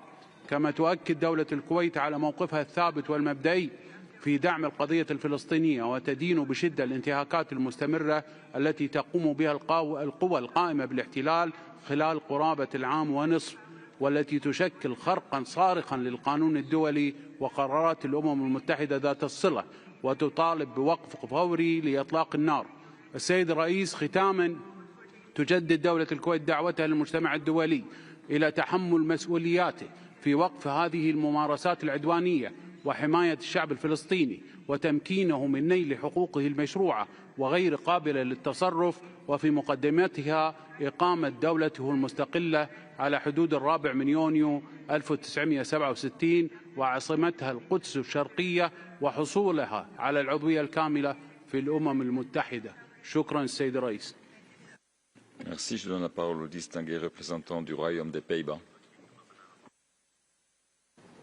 Thank you, Mr. President. The Kingdom of the Netherlands thanks the Commission of Inquiry for its report. The Netherlands takes note of the Commission's findings and urges all parties to comply with international law. Education is a basic human right, and parties to conflict should refrain from using educational facilities for military purposes. The report demonstrates the harsh reality of the consequences of settlement, expansion and settler violence in the West Bank. Settlements, legalization of outposts and evictions go against international law. We're also concerned by the restrictions imposed by Israel that impede access of Christian and Muslim worshippers to holy sites in the Palestinian territories, including East Jerusalem. It is vital that the status quo of the holy sites is upheld. This report also paints a bleak picture of the situation regarding both educational facilities as well as religious and cultural sites in the Palestinian territories and Israel. Also in this light, the Netherlands supports a two-state solution with an independent, viable Palestinian state existing alongside a secure Israel. And Ms. Pillay, if I may ask, which of the recommendations would you like to emphasize or stress most? Thank you, Mr. President. Merci. Je donne la parole au distingué représentant du Brésil. Thank you, Mr. President. Brazil thanks the Commission of Inquiry for its report. We are appalled by the recent deaths of civilians near the humanitarian aid distribution center established by the Israeli government. The use of starvation as a method of warfare and the resort to violence against civilians seeking food are utterly unacceptable. Attacks against civilians and obstruction of access to humanitarian aid constitute violations of international law and war crimes. Settlers and settlers groups responsible for acts of violence must be identified as mandated by this Council's Resolution 52/32. All parties to the conflict must respect international human rights and humanitarian law. Israel must abide by ICJ advisory opinion concerning the illegality of the occupation and to the binding orders to take all necessary and effective measures to supply adequate humanitarian aid. Brazil reiterates its support for the Commission and other special procedures of the Council. All human rights violations must be thoroughly investigated and those responsible must be held accountable. Mr. President, we remain committed to a two-state solution with an independent and viable state of Palestine living side by side with Israel. I thank you. Merci. Je donne la parole au distingué représentant de l'Espagne. Muchas gracias, señor presidente. España agradece la labor de la Comisión de Investigación en tan difíciles circunstancias y que se desarrolla sin la cooperación del Estado concernido. Su informe constata gravísimas violaciones de derechos humanos y del derecho internacional humanitario en Palestina. El sufrimiento de la población es intolerable, las cifras de víctimas son espantosas. Describen ustedes aspectos parciales de lo que es el infierno, en una labor que debe ser costosa incluso desde el punto de vista humano para ustedes, pero que es absolutamente necesaria para documentar los delitos que se están cometiendo y garantizar que no habrá en el futuro impunidad. Exigimos que la matanza pare. También en Cisjordania, incluso en Jerusalén Este, exigimos un alto el fuego inmediato, que se autorice la entrada en Gaza de ayuda humanitaria en línea con la resolución de la Asamblea General de Naciones Unidas aprobada la semana pasada y promovida por España y Palestina. Debe, por supuesto, garantizarse la protección de las escuelas, los lugares religiosos, el patrimonio cultural y los hospitales. Pedimos la debida rendición de cuentas, la liberación de todos los rehenes y un embargo a la venta de armas a Israel. La vía de los dos Estados es la única alternativa para avanzar en el camino hacia la paz y la estabilidad en la región. Muchas gracias. Merci. Je donne la parole au distingué représentant de l'Arabie Saoudite. شكرا السيد الرئيس. طلعت بعثة المملكة على تقرير اللجنة الدولية المستقلة المعنية بالتحقيق في الأرض الفلسطينية المحتلة وتؤكد إدانتها واستنكارها الشديدين لانتهاكات سلطات الاحتلال الإسرائيلي المستمرة بما في ذلك عمليات التهجير القسري والضم غير المشروع والتوسع الاستيطاني والاعتداءات المتكررة على المدنيين العزل والتي تمثل خرقا فاضحا لكافة مبادئ القانون الدولي. وتجدد المملكة تأكيدها على أن الحل العادل والشامل للقضية الفلسطينية لا يمكن أن يتحقق دون إنهاء الاحتلال الإسرائيلي لكافة الأراضي الفلسطينية المحتلة وإقامة دولة فلسطينية مستقلة على حدود عام 67 وعاصمتها القدس الشرقية وفقا لمبادئ الشرعية الدولية ومبادرة السلام العربية. كما تحث المملكة المجتمع الدولي على الاطلاع بمسؤولياته الأخلاقية والقانونية لوقف الجرائم والانتهاكات الإسرائيلية بما في ذلك الاعتداءات الإسرائيلية التصعيدية في المنطقة، وتؤكد على أهمية دعم كافة الجهود الدولية الرامية إلى الوقف الفوري للتصعيد العسكري الذي يهدد أمن المدنيين والاستقرار والسلم الدوليين. وشكرا السيد الرئيس. Merci. Je donne la parole au distingué représentant du Cuba. Señor presidente, Cuba apoya la importante labor de la Comisión de Investigación que debe continuar examinando las graves violaciones de los derechos humanos cometidas por Israel en los territorios ilegalmente ocupados. Múltiples crímenes de guerra y de lesa humanidad ya han sido documentados, lo que permitirá que más temprano que tarde Israel y sus cómplices tengan que saldar su deuda histórica con el pueblo palestino. El genocidio que impunemente comete Israel con la complicidad y apoyo, armas y financiamiento de los Estados Unidos es una de las atrocidades más despiadadas conocidas por la humanidad. Las cifras del más reciente informe de la Comisión de Investigación ilustran la catástrofe humanitaria que ocurre ante nuestros ojos. En los últimos 20 meses, 55.000 palestinos han sido asesinados en Gaza. Rendimos también tributo a los 463 trabajadores humanitarios, incluidos los 319 de las Naciones Unidas, también asesinados. Este genocidio debe cesar sin condiciones ni dilación.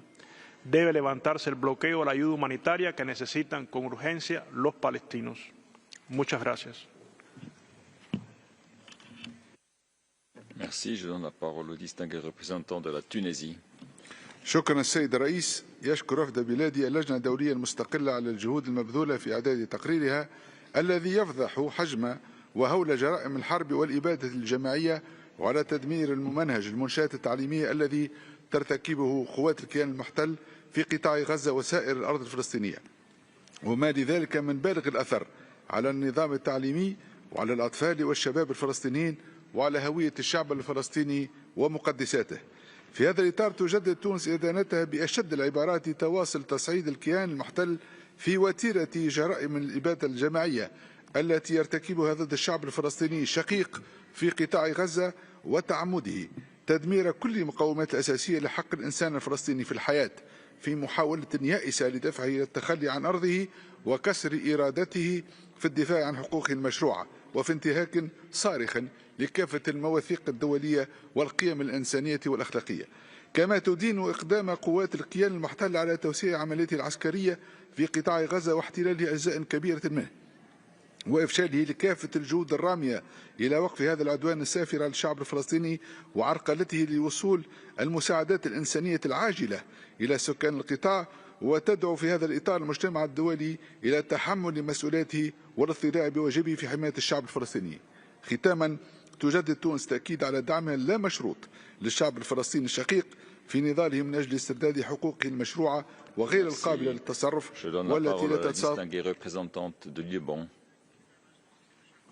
President, Lebanon aligns itself with the statements of the groups to which it belongs and thanks the Commission of Inquiry for its report and recommendations. Lebanon expresses deep concern over Israel's ongoing military operations in Gaza that continue to severely harm civilians and cause widespread destruction of civilian infrastructure, including schools, universities, cultural heritage sites, and places of worship, many sheltering internally displaced persons.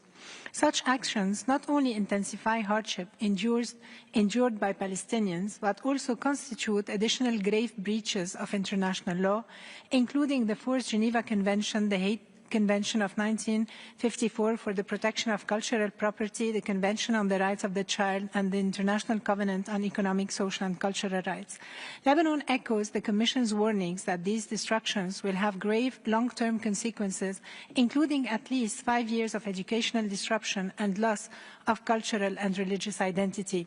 Moreover, such outcomes pose significant barriers to achieving lasting peace and dignity and further undermine Palestinians' right to self-determination. Lebanon reaffirms its unwavering solidarity with the Palestinian people and calls on the international community to pressure Israel to urgently halt its actions and protect Gaza educational, cultural and religious institutions. Full accountability must be pursued for all violations, including those amounting to war crimes. I thank you, Mr. President. Merci. Je donne la parole à la distinguée représentante de l'Oman. السيد الرئيس، يشكر وفد بلادي لجنة التحقيق على الجهد المبذول في إعداد هذا التقرير، ويتفهم المصاعب الجمة التي واجهتها اللجنة في ظل تعنت سلطات الاحتلال ورفضها السماح بالمعاينة الميدانية للوضع في الأراضي الفلسطينية المحتلة. إن التقرير المعروض يوثق جملة من الانتهاكات الصارخة لسلطات الاحتلال الإسرائيلي في الأراضي الفلسطينية المحتلة، والتي تستهدف المرافق التعليمية والدينية والثقافية. إن وفد بلادي وإذ يدين الممارسات الممنهجة التي تنفذها القوى القائمة بالاحتلال والتي وثقها التقرير من استهداف واسع النطاق للبنية التحتية المدنية، فإنه كان يفضل أن يدرج ذلك في تقرير منفصل مسنودا بتقرير إضافي يتناول بشكل شمولي كل أشكال الانتهاكات القائمة في قطاع غزة والضفة الغربية.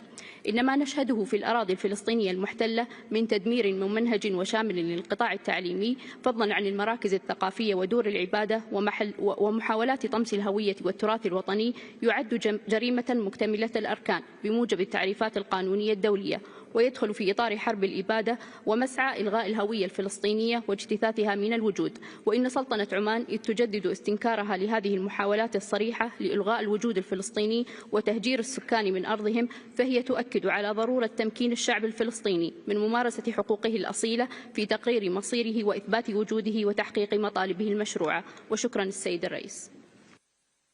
Merci. Je donne la parole à la distinguée représentante de l'Australie. We thank the Commission for its report. The deteriorating security situation in the Middle East risks further destabilising an already volatile region. Australia urges de-escalation, restraint and a return to dialogue and diplomacy. We are deeply concerned by the Commission's findings regarding attacks on cultural property and heritage and expansions of settlements. Our long-standing position is that Israeli settlements are illegal under international law and a significant obstacle to peace and a two-state solution.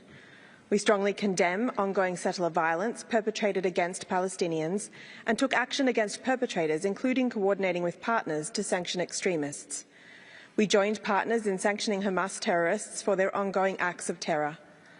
On 10 June, we announced with partners targeted sanctions on Itamar Ben-Gvir and Bezalel Smotrich for inciting, supporting and enabling violence against Palestinians in the West Bank. We call on Israel to cease settlement activity and to hold perpetrators of settler violence to account. We are committed to the two-state solution as the only way to guarantee security and dignity for Israelis and Palestinians. We urge an immediate return to a ceasefire in Gaza, the release of hostages, full and immediate resumption of aid and the protection of all civilians. We ask, how can we achieve a solution in the face and cultural identity, and more importantly, represent an assault on an entire generation's future? The COI's findings provide compelling evidence of the disproportionate scale of crimes committed by Israel, including flagrant violations of international humanitarian and human rights law. We concur with the COI's recommendations that the unlawful occupation of Palestinian territory must end immediately, including the removal of all obstructions to the full exercise of the Palestinian people's rights to self-determination. Malaysia reiterates its commitment to the Palestinian cause and will continue supporting the establishment of an independent and sovereign state of Palestine based on the pre-1967 borders, with East Jerusalem as its capital, as well as the admission of Palestine as a full member of the United Nations. Thank you. Merci. Je donne la parole au distingué représentant de l'Érythrée. Thank you, Mr. President. We have long passed the point of merely expressing concern of the ongoing genocide in Gaza. We find ourselves at a loss of words in the face of the atrocities we witness daily, displayed vividly on our screens, where innocent human beings, members of our shared global community, are being killed day after day, treated as though their lives are worth less than our own. The right to self-determination is an unchallengeable right of the Palestinian people. It is not a matter for debate. It is a legal and moral fact. As members of the international community, we have a collective responsibility to uphold this right. A just and lasting peace in the region depends on the Palestinian people being allowed to determine their own future, free from external coercion and interference.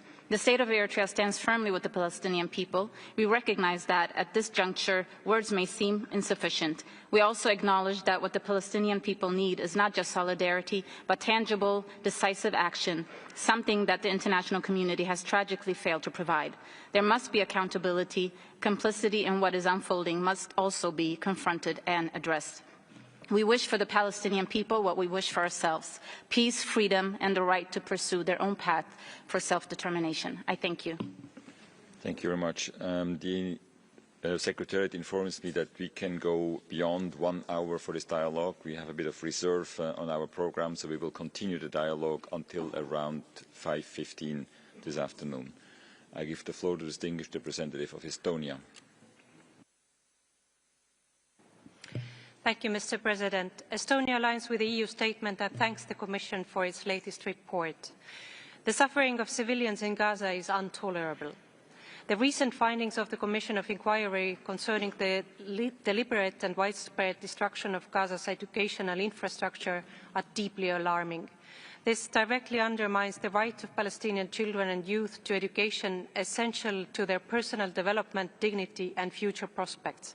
This is unacceptable. Such actions violate international law, directly contravene the principles set forth in the Safe School Declaration, which calls on states to protect educational facilities from attack and to ensure the continuation of education during armed conflict. We emphasize the importance of and call on all parties to armed conflict to fully comply with international humanitarian and human rights law and to take concrete steps to protect children, including by safeguarding the right to safe, uninterrupted education. Children's rights and needs must be upheld everywhere, including in armed conflicts. I thank you. Thank you. I give the floor to the distinguished representative of the Gambia. Mr. President, my delegation aligns with the statement delivered on behalf of the African Group on the OIC and thanks the Commission of Inquiry for its latest report. The Gambia is deeply concerned by the deteriorating human rights and humanitarian situation in the occupied Palestinian territories, including East Jerusalem. The rising number of civilian casualties, large-scale displacement, blockage of humanitarian relief assistance, and destruction of critical infrastructure are unacceptable. The devastating attacks on educational facilities and religious and cultural sites represent an affront to the sacred principle of distinction, which affords protection to civilians and civilian infrastructure even in wartime. The consequences of the destruction of the education system in Gaza is a grave threat to the long-term regional peace and security, which the world must not neglect. The Gambia supports the recommendation of the Commission on the need for accountability wherever international crimes have occurred. Accountability is imperative to long-term peace and stability of the region. Respect for international humanitarian and human rights law is not optional. It is a legal and moral obligation. We reiterate our call for a just and sustainable solution that respects the rights and dignity of the Palestinian people. The Gambia stands firmly in support of its two-state solution in line with international law and relevant UN resolutions. We urge all parties to respect their obligations and call on the international community to intensify efforts for this de-escalation. Thank you. I give the floor to the distinguished representative of Namibia.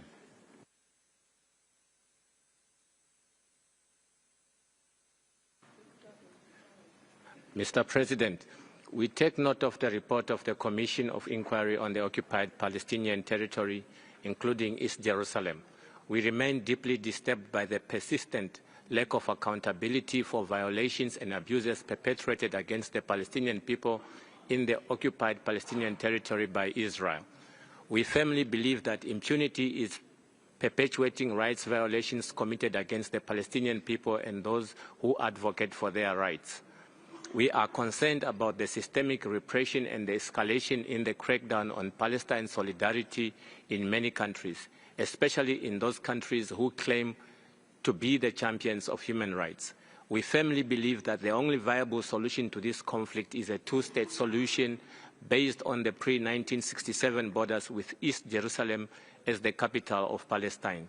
To conclude, we call on the OHCHR to take all the necessary measures within its mandate to investigate the grave violations and abuses against the Palestinian people. I thank you, Mr. President. Merci. Je donne la parole au distingué représentant du Luxembourg. Merci, Monsieur le Président. Le Luxembourg s'associe à la déclaration de l'Union européenne et remercie la commission d'enquête pour son rapport. Ma délégation est profondément concernée par la souffrance continue infligée à la population civile à Gaza par les méthodes de conduite de guerre israéliennes et le blocage de l'aide humanitaire. Nous appelons les autorités israéliennes à respecter pleinement le droit international humanitaire et à rétablir sans tarder l'accès de l'aide internationale. Le Luxembourg réitère son soutien à l'UNRWA et son rôle irremplaçable de soutien à la population palestinienne. Nous appelons le Hamas à libérer tous les otages. Les attaques à l'encontre de la population et des infrastructures civiles palestiniennes doivent cesser, de même que l'expansion illégale des colonies de peuplement.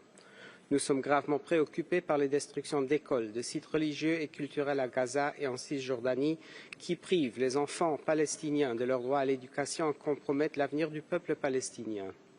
La reprise d'un processus politique visant à réaliser la solution à deux États respectant pleinement le droit à l'autodétermination des Israéliens et des Palestiniens reste la seule issue vers la paix et la seule garantie pour une sécurité durable pour les deux. La bande de Gaza doit faire partie intégrante d'un État palestinien indépendant. Une paix juste et durable requiert également de mettre fin à l'impunité des crimes de guerre et des violations du droit international commises. Le Luxembourg salue le travail de la commission d'enquête et réitère son plein soutien à la Cour pénale internationale et la Cour internationale de justice. Je vous remercie. Merci. Je donne la parole au distingué représentant de l'Irlande. President, thank you. Ireland aligns with the statement of the EU and thanks the Commission of Inquiry for its update. The findings of the report, President, notably that the education system in Gaza has effectively been destroyed, are of grave concern. The long-term repercussions are particularly worrying. As the Commission points out, this has a severe impact not only on Gaza's young people and on their right to education, but also on the broader development of the Occupied Palestinian Territory and the right to self-determination of the Palestinian people as a whole. We are conscious, President, that this report follows on from two other reports by the Commission since 7 October 2023, which together catalogue a litany of violations of international law. Here again, on this occasion, the Commission finds that war crimes, including wilful killing and the crime against humanity of extermination, have been committed as part of a widespread and systematic attack on the civil population. Ireland urges Israel and all Member States to heed the Commission's recommendations, as well as the advisory opinion of the International Court of Justice issued in July 2024. It is imperative that all parties are held accountable for all violations of international law. Thank you, President. Merci. Je donne la parole à la distinguée représentante de la France.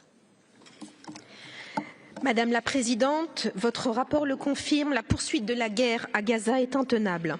La reprise de l'aide humanitaire après 3 mois de blocage est insuffisante. Ses modalités contraires au droit international et ses conséquences pour la sécurité des populations catastrophiques. Tout en tenant compte de la gravité du contexte régional actuel, nous appelons le gouvernement israélien à respecter ses obligations internationales afin que l'aide humanitaire parvienne immédiatement, de manière massive, en toute sécurité et sans entrave à la population dans toute la bande de Gaza. La France réitère à cette fin son soutien aux agences des Nations Unies et à leurs partenaires humanitaires. Ils ont prouvé leur capacité à acheminer l'aide. La France continue d'œuvrer pour un cessez-le-feu immédiat à Gaza et la libération inconditionnelle de tous les otages et soutient les efforts des médiateurs en ce sens. La France n'a cessé et ne cessera de condamner les attaques terroristes du 7 octobre commises par le Hamas et d'autres groupes terroristes. Elle condamne dans le même temps la politique de colonisation israélienne qui est contraire au droit international et les attaques de colons violents. Nous nous tenons prêts au niveau national comme au niveau européen à prendre à nouveau des sanctions contre ces acteurs qui fragilisent la solution à 2 États. La France continuera d'œuvrer en faveur de ces objectifs en coprésidant avec l'Arabie saoudite la prochaine conférence sur la solution à 2 États. Je vous remercie. Merci. Je donne la parole à la distinguée représentante de la Belgique. Thank you, Mr. President. Belgium aligns itself to the declaration of the European Union. Belgium is very concerned by the well-documented findings in the latest COI report about the widespread destruction of educational facilities in Gaza by Israeli security forces, greatly affecting hundreds of thousands of children. We call upon all parties to distinguish between civilian objects and military objectives. Also disturbing are the findings about attacks, demolitions and harassment by Israeli security forces and extremist settlers affecting education in the West Bank and East Jerusalem. Attacks against schools and hospitals are a grave violation of children's rights. Israel is already listed in the annex of the SG's report on CAC, naming actors that commit grave violations against children, as are Hamas and the Palestinian Islamic Jihad. We condemn these violations and urge Israel to engage constructively with the HRC on CAC and to negotiate an action plan to end and prevent these grave violations. We deplore the destruction of the healthcare system in Gaza, as documented in the Commission's previous report, and call upon the parties to demonstrate respect for international law in order to preserve much-needed access to healthcare. Undermining the long-term perspective of a viable future for the people of Gaza by destroying access to education and healthcare is in no one's interest and will not lead to more security for anyone in the region. Thank you. Merci. Je donne la parole au distingué représentant de l'Indonésie. Mr. President, Indonesia thanks the commissioners for their report. We are outraged by the findings which expose a chilling genocidal intent to erase the Palestinian people from history. Over 15,000 children have been killed since 7 October. The relentless bombing of schools, the terrorizing of students and teachers, and the destruction of cultural and religious sites indeed are not isolated incidents. They represent a systematic assault on identity, memory, and the future of an entire generation, or to put it bluntly, to exterminate the Palestinian people entirely. Mr. President, enabled and protected by its allies, Israel acts with impunity, relentlessly violates international law on Palestinian land, and even expands its aggression beyond the OPT. Indonesia urges all states to cease any form of support for violations and to take concrete steps to ensure accountability. We echo the Commission's call for Israel to immediately end its unlawful occupation, stop all settlement activities, and fully respect the Palestinian people's right to self-determination. We ask the Commission, how do Israel actions such as blocking humanitarian aid and using starvation as a method of warfare contribute to the legal assessment of genocidal intent? Thank you. Merci. Je donne la parole à la distinguée représentante de la Grèce. With the EU statement and thanks the Commission of Inquiry for its report. We remain deeply concerned by the humanitarian crisis in Gaza, which has reached catastrophic proportions. The scale of human suffering is alarming. The widespread destruction of civilian infrastructure, large-scale displacement of the population and severe shortages of essential supplies have created an urgent humanitarian emergency. Moreover, the deaths of numerous humanitarian workers, UN personnel and journalists in Gaza serve as a tragic reminder of the imperative to respect and protect those working on the front lines of humanitarian missions. We strongly condemn the horrific terrorist attacks carried out by Hamas and other extremist groups on October 7, 2023. We call for the immediate, safe and unhindered delivery of humanitarian aid to all those in need in full compliance with international humanitarian law. An immediate ceasefire alongside the unconditional return of all hostages is essential to bringing a permanent end to hostilities.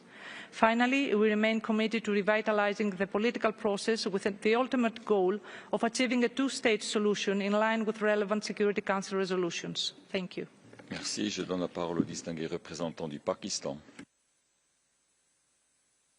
Mr. President, my delegation warmly welcomes the Commission and thanks the Commissioner for its latest report. We commend the Commission for continuing its invaluable work despite challenges and Israel's deplorable refusal to cooperate or grant access. Pakistan condemns in the strongest terms Israel's continued genocidal campaign against the Palestinian people, especially in Gaza, and its instrumentalization of humanitarian aid. Reports of systematic attacks on educational infrastructure, places of worship, and cultural sites are deeply disturbing. Taken together with the suppression of Palestinian heritage and misappropriation of cultural sites, the illegal occupying powers' genocidal intent is increasingly clear. Changing the demographic character of the occupied Palestinian territory is not only a crime under international humanitarian law, It also chips away at the most basic protections for people under occupation arising from inherent human dignity of all persons. Attempts to alter the Muslim and Arab heritage of Al-Haram al-Sharif and East al-Quds would only invite further insecurity and instability. The repeated storming of the Al-Aqsa Mosque complex by Israeli occupation forces have demonstrated Israel's determination to escalate tensions and pursue its expansionist agenda at the expense of regional peace. Pakistan reaffirms its unwavering support for the Palestinian people's right to self-determination and calls on the international community to act decisively to prevent further loss of life and preserve the sanctity of holy sites. I thank you. Merci. Je donne la parole à la distinguée représentante de la Mauritanie.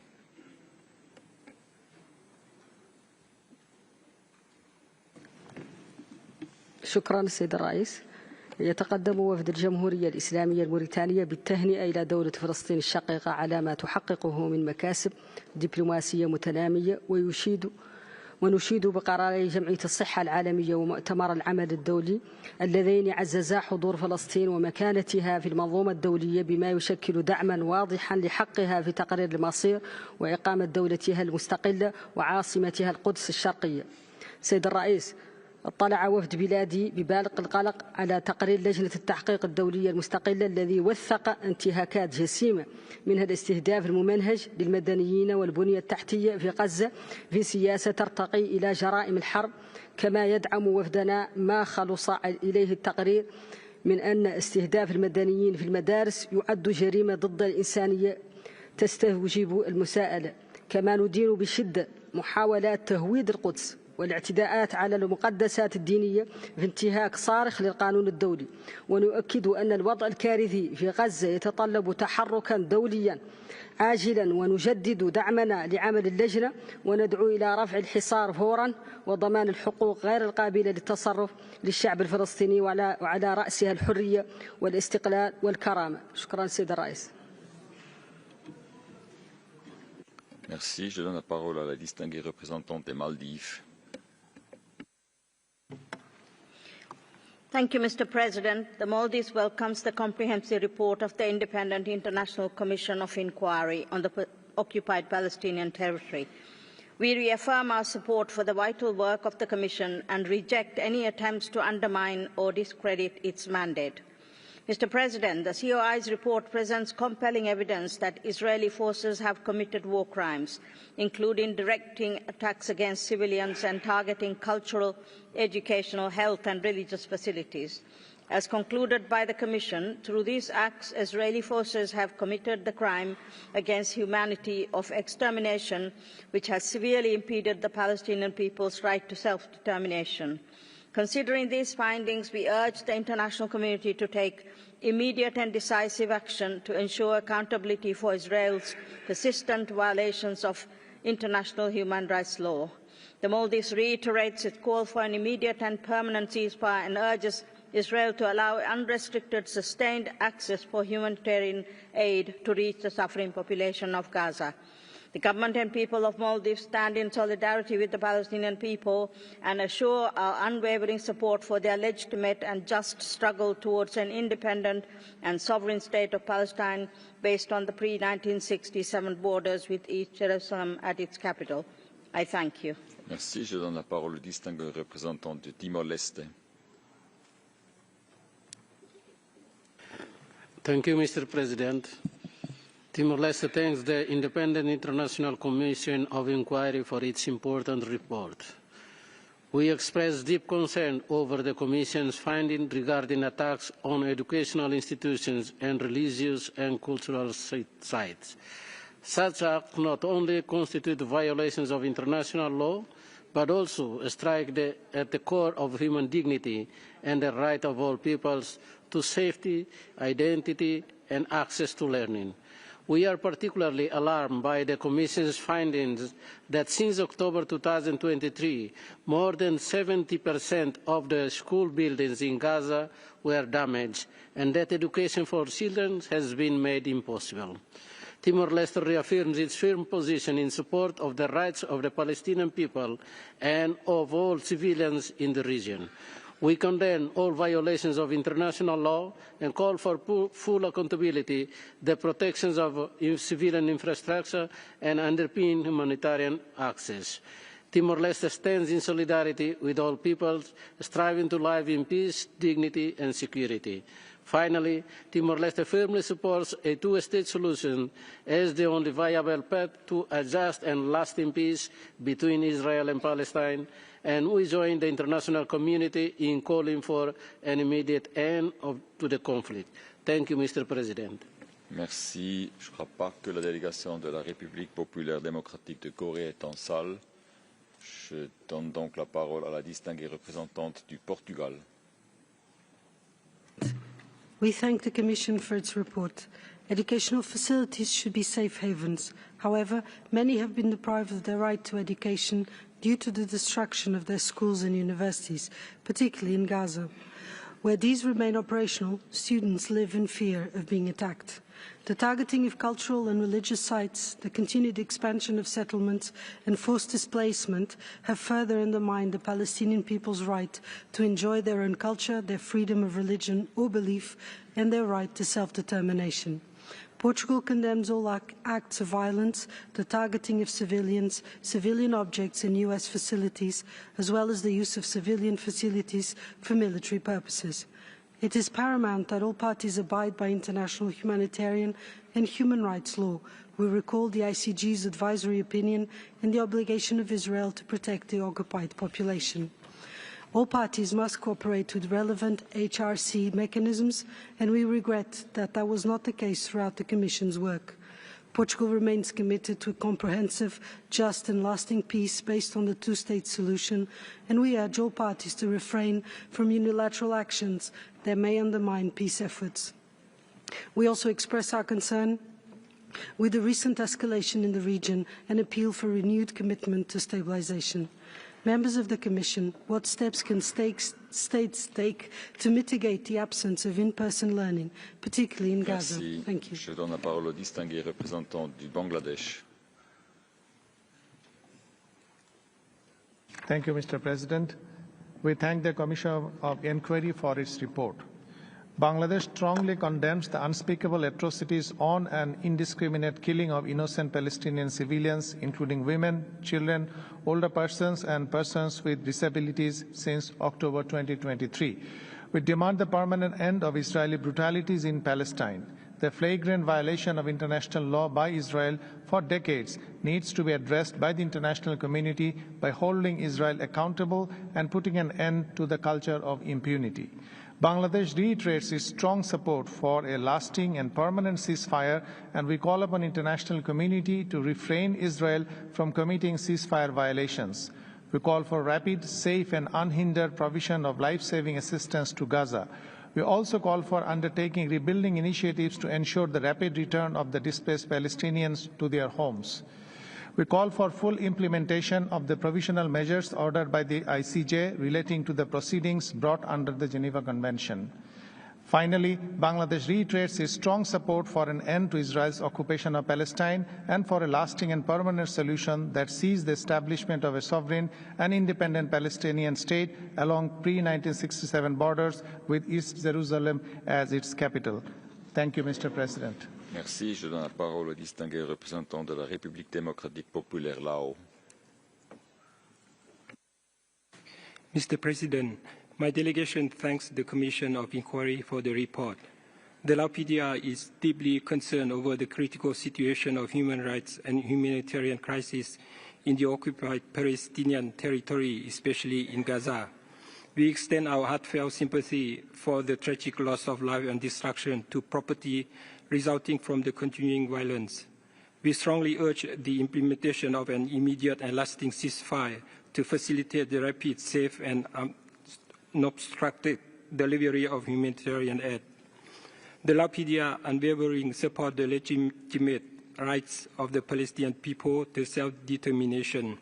In this context, we reiterate our consistent call for the revival of diplomatic negotiation aiming at achieving a just and peaceful solution with the goal of establishing two sovereign states coexisting peacefully in accordance with relevant UN resolution and international law. The LAPD are profoundly concerned over the increasingly volatile security situation in the Middle East, reaffirm our collective commitment to peace, justice and human rights. I thank you, Mr. President. Merci. Je donne la parole au distingué représentant de la République bolivarienne de Venezuela. Gracias, presidente. Agradecemos la presentación del informe, el cual refleja el deterioro y la sistemática violación de los derechos humanos perpetrada por Israel, potencia ocupante contra el pueblo palestino desde 2023. En las conclusiones de su informe se señala que los ataques israelíes en Gaza han destruido el sistema educativo, teniendo repercusiones perjudiciales a largo plazo para los niños y jóvenes de Gaza, así como para la identidad del pueblo palestino como grupo, hecho que viola flagrantemente el derecho a la libre determinación. La Comisión ha constatado que las fuerzas de seguridad israelíes han cometido crímenes de guerra, dirigiendo ataques intencionados contra la población civil, incluso cometiendo el crimen de lesa humanidad de exterminio, al matar a civiles refugiados en escuelas. Todo ello mediante ataques aéreos, bombardeos, incendios y demoliciones de las fuerzas de la potencia ocupante, actos que fueron y son realizados de manera sistemática. Llamamos la atención a la comunidad internacional sobre el daño irreparable a los ojos de los pueblos del mundo, ya que este daño se le está haciendo al sistema multilateral de los derechos humanos, pues se permite la indefensión total del pueblo palestino, a tiempo que se justifica la impunidad con la cual actúa Israel en complicidad con los Estados Unidos y la Unión Europea. Venezuela reitera su condena y rechazo a la violación permanente de la ocupación, hoy convertida en exterminio por parte de Israel contra Gaza.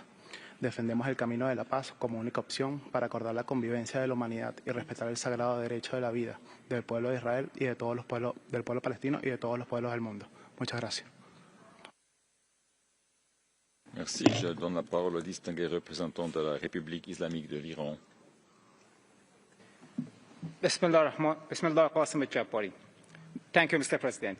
On 13 June 2025, the Israeli regime launched a full-scale act of aggression against the Islamic Republic of Iran, killing at least 224 civilians, including women and children, and destroying protected civilians' infrastructures. This is not a military escalation or conflict. It is a grave act of aggression and a war crime in clear violation of subparagraph 4 of the Article 2 of the UN Charter and Article 3 and 5 of the UNGA Resolution 3314. This crime is a direct result of years of systematic international impunity afforded to the Israeli regime. These atrocities would not have been possible without the continued military and political support provided by the Western governments. In accordance with Article 51 of the UN Charter, the Iranian armed forces have exercised Iran's inherent right to self-defense and responded decisively and forcefully. After killing over 55,000 people and attacking 3 sovereign nations, the Israeli regime's war machine showed no sign of restraint. No aggressor in our history has escaped justice. We will act with strength and uncompromising force to suppress threats at their inception. I thank you, Mr. President. Thank you. I invite delegations again to speak to the item on our agenda in the current debate, and I give the floor to the distinguished representative of South Africa. Mr. President, South Africa thanks the Commission for the report. Israel's targeting of the educational, cultural and religious life of the Palestinian people is not simply an aberration, nor an isolated incident. Rather, the very foundations of Palestinian society are being reduced to rubble in an intentional, concerted campaign which is aimed at erasing Palestinian life and survival as a group, eroding the Palestinian people's historical ties to the land and weakening their collective identity. Combined with the continued expansion of settlements, these genocidal actions violate the right of the Palestinian people to self-determination, diminishing the prospects for a viable, independent Palestinian state, constituting what the UN Special Committee on Israeli Practices in the OPT recently warned, a second Nakba. However, notwithstanding Israel's clear and stated intentions, the Palestinian people exist, and their right to self-determination is inalienable and therefore can never be expunged nor subject to a veto. Accordingly, unless and until we as an international community live up to our legal and indeed moral obligations to bring a decisive end to Israel's unlawful occupation, together with its ongoing impunity, the unimaginable suffering of the Palestinian people will continue. We must act now and hold Israel accountable once and for all. Tomorrow will be too late, with irrevocable consequences for our shared humanity. I thank you. Merci. Nous passons à la liste des institutions nationales des droits de l'homme et des organisations non gouvernementales. Je donne la parole à Institute for NGO Research. Mr. President, I record this statement from Israel after another night of Iranian ballistic missile attacks on our cities. Since Friday, Iran has launched nearly 500 lethal missiles on Israeli civilians, wreaking destruction and destroying lives. The COI is now presenting its 8th report to the Council, but in the hundreds of pages it has produced, this commission has yet to say anything about Iran and its role in driving the Palestinian conflict with Israel. This omission is glaring. The COI claims it investigates all underlying root causes of instability and protraction of conflict, yet it is silent as to how Iran is a root cause, with its genocidal agenda to destroy Israel and the terror armies it deploys to drive the conflict. Iran trains and arms Hamas and Hezbollah. It helped plan the October 7 massacre. Iran spreads the conflict across the globe, inciting anti-Semitism and violence, riots in the streets, and chaos on campuses. Iran is racing for a nuclear weapon to execute its malevolent aims.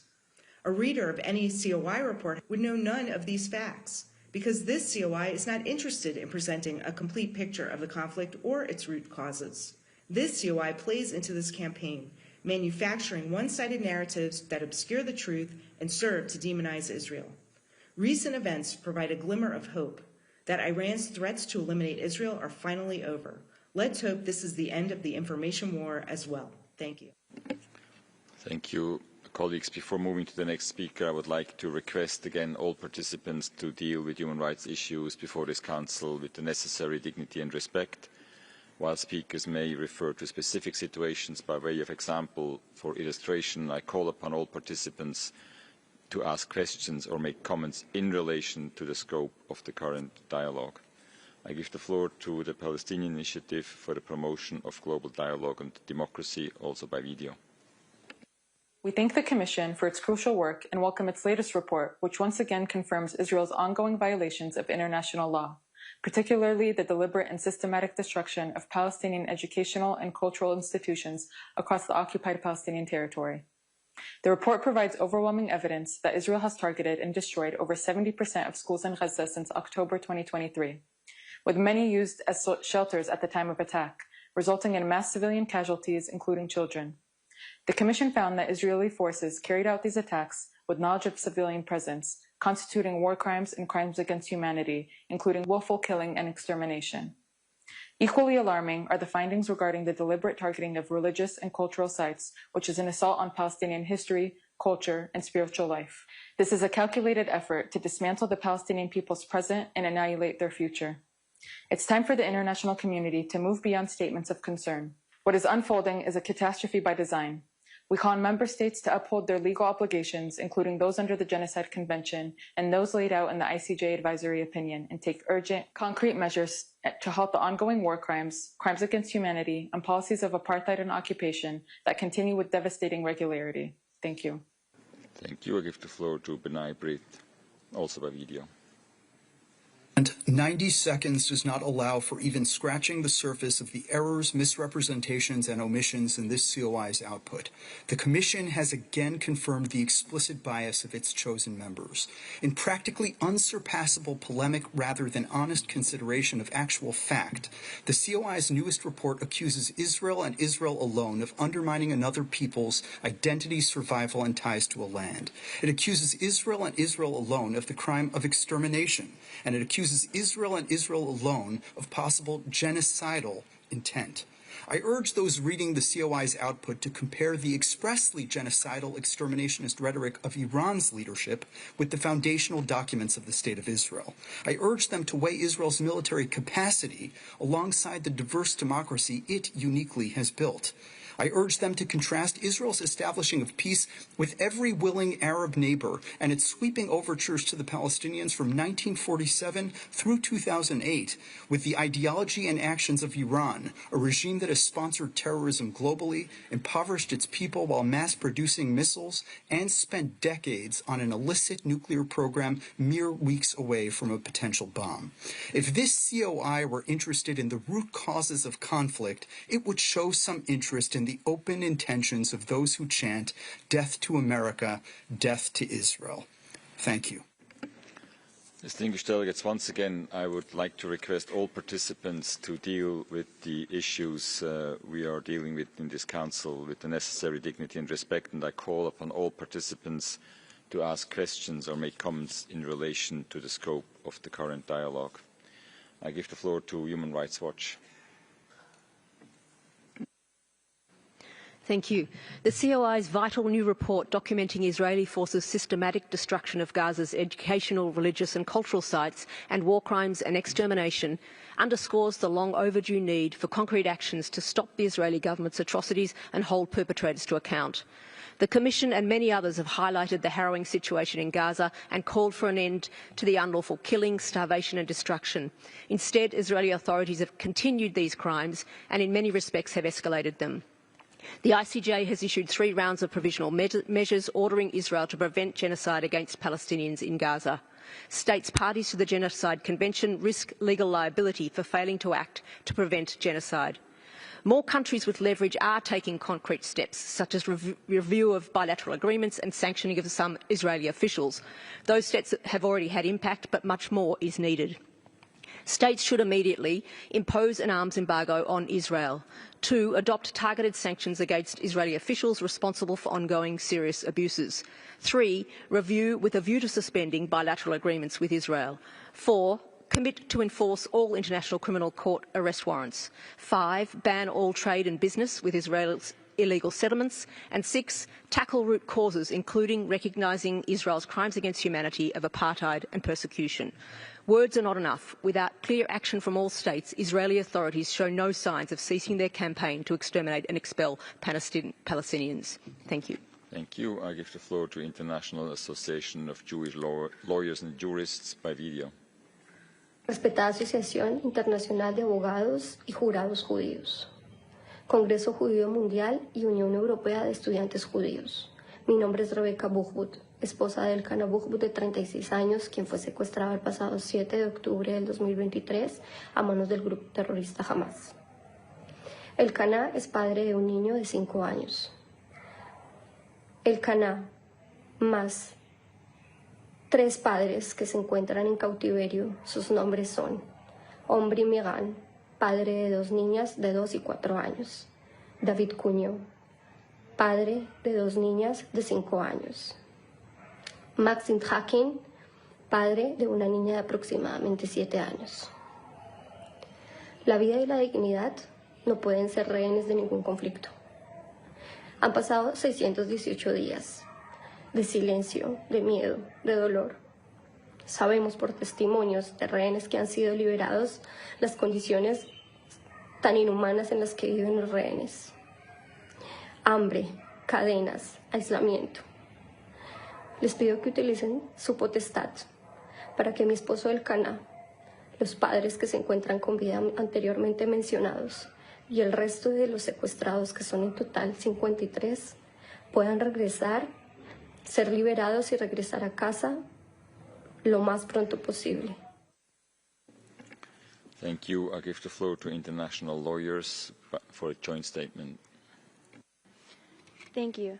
International Lawyers Org thanks the Commission for its report and reminds the Council that the already damaged credibility of this body is now hanging by a thread. The ongoing genocide against the Palestinian people, rooted long before the United Nations or this Council existed, remains the most serious, unresolved human rights situation on your agenda. The scale and duration of Israel's atrocities are without precedent in modern international law. We cannot ignore the deliberate, systematic destruction of a people, their homes, institutions, culture, and lives, carried out with impunity over generations. The Commission's findings confirm what the world is witnessing: starvation as a weapon, the bombing of hospitals and schools, and mass displacement. Every element of the crime of genocide is present. These acts have been committed with the intention to destroy the Palestinian people, at least in part, if not completely. Every state party to the Genocide Convention is obligated not only to prevent and punish genocide, but to take all lawful measures to stop it. All perpetrators must be prosecuted and full justice delivered to the victims, including their right to self-determination and reparations. Genocide is not only a crime, it is a call to action. We call upon the Commission to recognize that genocide is being committed by Israel against the Palestinian people. We urge this Council to unambiguously call upon all states to fulfill their obligations under the Genocide Convention. History will judge the silence of this body as complicity unless it acts immediately. Thank you. Thank you. I give the floor to Kiam Rehabilitation Center. السيد الرئيس، السادة أعضاء المجلس، جئتكم اليوم محملا برسالة قافلة العدالة التي انطلقت يوم 11 جوان من أمام محكمة العدل الدولية وجابت عواصم أوروبية عدة تعد مراكز صناعة للقرار بهدف تسليط الضوء على الانتهاكات اللا إنسانية التي يتعرض لها الأسرى الفلسطينيون في سجون الاحتلال الإسرائيلي. إن قافلة العدالة حظيت بدعم أكثر من 150 مؤسسة حقوقية ودولية تمثل حراكا مدنيا واسعا يجسد تلاحما بين المدافعين عن الحق الفلسطيني في الميدان الأوروبي مع منظمات المجتمع المدني من أجل وضع حد للمجازر الصامتة التي ترتكب بحق آلاف الأسرى الفلسطينيين ومن أجل ضمان مساءلة مرتكبي الانتهاكات وإنصاف الضحايا. لقد خاطبنا هذا المجلس مرارا مطالبين بتفعيل أدوات المحاسبة الدولية تجاه سلطات الاحتلال التي باتت انتهاكاتها تشكل عبئا أخلاقيا وقانونيا على النظام الدولي برمته. وعليه فإن مركز الخيام لتأهيل ضحايا التعذيب والجمعية الإنسانية الدولية للتنمية بلا حدود مع كل المؤسسات والجمعيات المساندة لقافلة العدالة يوصوا بما يلي: تشكيل آلية دولية خاصة لرصد وتوثيق أوضاع الأسرى الفلسطينيين، دعوة المقررين الخاصين المعنيين بالتعذيب وبالاعتقال التعسفي إلى زيارة السجون الإسرائيلية، المطالبة الدول الأعضاء بعدم توفير الحماية السياسية والقانونية لمرتكبي هذه الجرائم.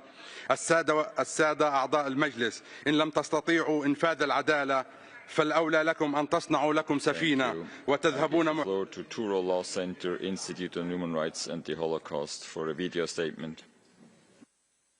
UN report stands out for overt anti-Semitism. To quote it, Jews are extremists. Why? Because Jews pray where Muslims say they can't. Nazi exterminators also thought practicing Judaism was offensive. The report says it includes incidents that demonstrate wrongful patterns. You missed this pattern. Before this council, Sadati belittled Jewish victims of Jew hatred by claiming anti-Semitism complaints are thrown around like rice at a wedding. Pillay wrote this council's president defending Qatari's claim that the Jewish lobby and its money controls social media. Pillay told the UN press corps anti-Semitism worries are always raised as a diversion. Your 2024 report tried to silence the voices of Jewish victims by redefining anti-Semitism so as to exclude you. Today's anti-Semitic trope, Jews are profiteers, not cultural preservationists. This report excludes anti-Semitic attacks on religious sites, Arabs trashing Jewish sites for a century, Palestinian massacres, targeting synagogues, Jewish schools, Passover Seders, the Yom Kippur War, and October 7th itself on a biblical holiday. The truth is, only Israeli Jews have protected religious freedom and holy site access for Christians, Muslims, and Jews, while Palestinian leader Abbas bans Jewish, quote, filthy feet. But that's not in your report, where the truth goes to die. Delegates, I want to remind everybody again that you all have the right to express your views about the report or activities of the mandate holders, but this must remain within the accepted framework, ensuring that a sense of respect permeates our discussions. In particular, no personal attacks against the mandate holders must be made. Thank you very much. I give the floor to the Norwegian Refugee Council. Members of the Commission, the Norwegian Refugee Council recalls that under international humanitarian law, both the right to request and provide humanitarian assistance are protected legal entitlements, not discretionary political gestures. As the occupying power in the Palestinian territory, Israel is obligated to accept and facilitate relief efforts when the local population is left without essential means of survival. This obligation is not contingent on political approval or security pretexts. Equally vital is the right of the Palestinian people to initiate relief schemes. The State of Palestine holds the sovereign prerogative to assess needs, request international aid, and determine which actors are eligible to assist. Humanitarian organizations also hold the right to offer aid, impartially and in line with the needs of the affected population. This right must be protected from interference, bureaucratic obstruction, or politicized regulation. When an occupying power gives its consent, as it must, all parties, including third states, must facilitate the rapid and unimpeded passage of relief. Israel obstructs humanitarian relief and protection efforts in Gaza and the West Bank in order to further the wanton goals of forced displacement and territorial acquisition. NRC urges this Council to affirm that denying or obstructing the request or provision of humanitarian aid in the OPT is not just morally indefensible, it is legally prescribed. It is a grave breach of international law, a constituent of atrocity crimes. Thank you. I give the floor to Al Messan, Center for Human Rights, for a joint statement.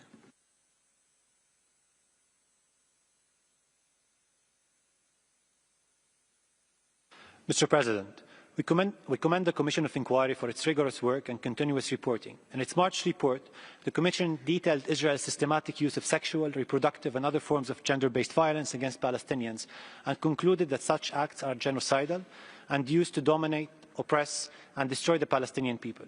In its latest report, it documents widespread and systematic attacks on educational institutions, religious sites and cultural heritage in Israel and the Occupied Palestinian Territory, including Gaza.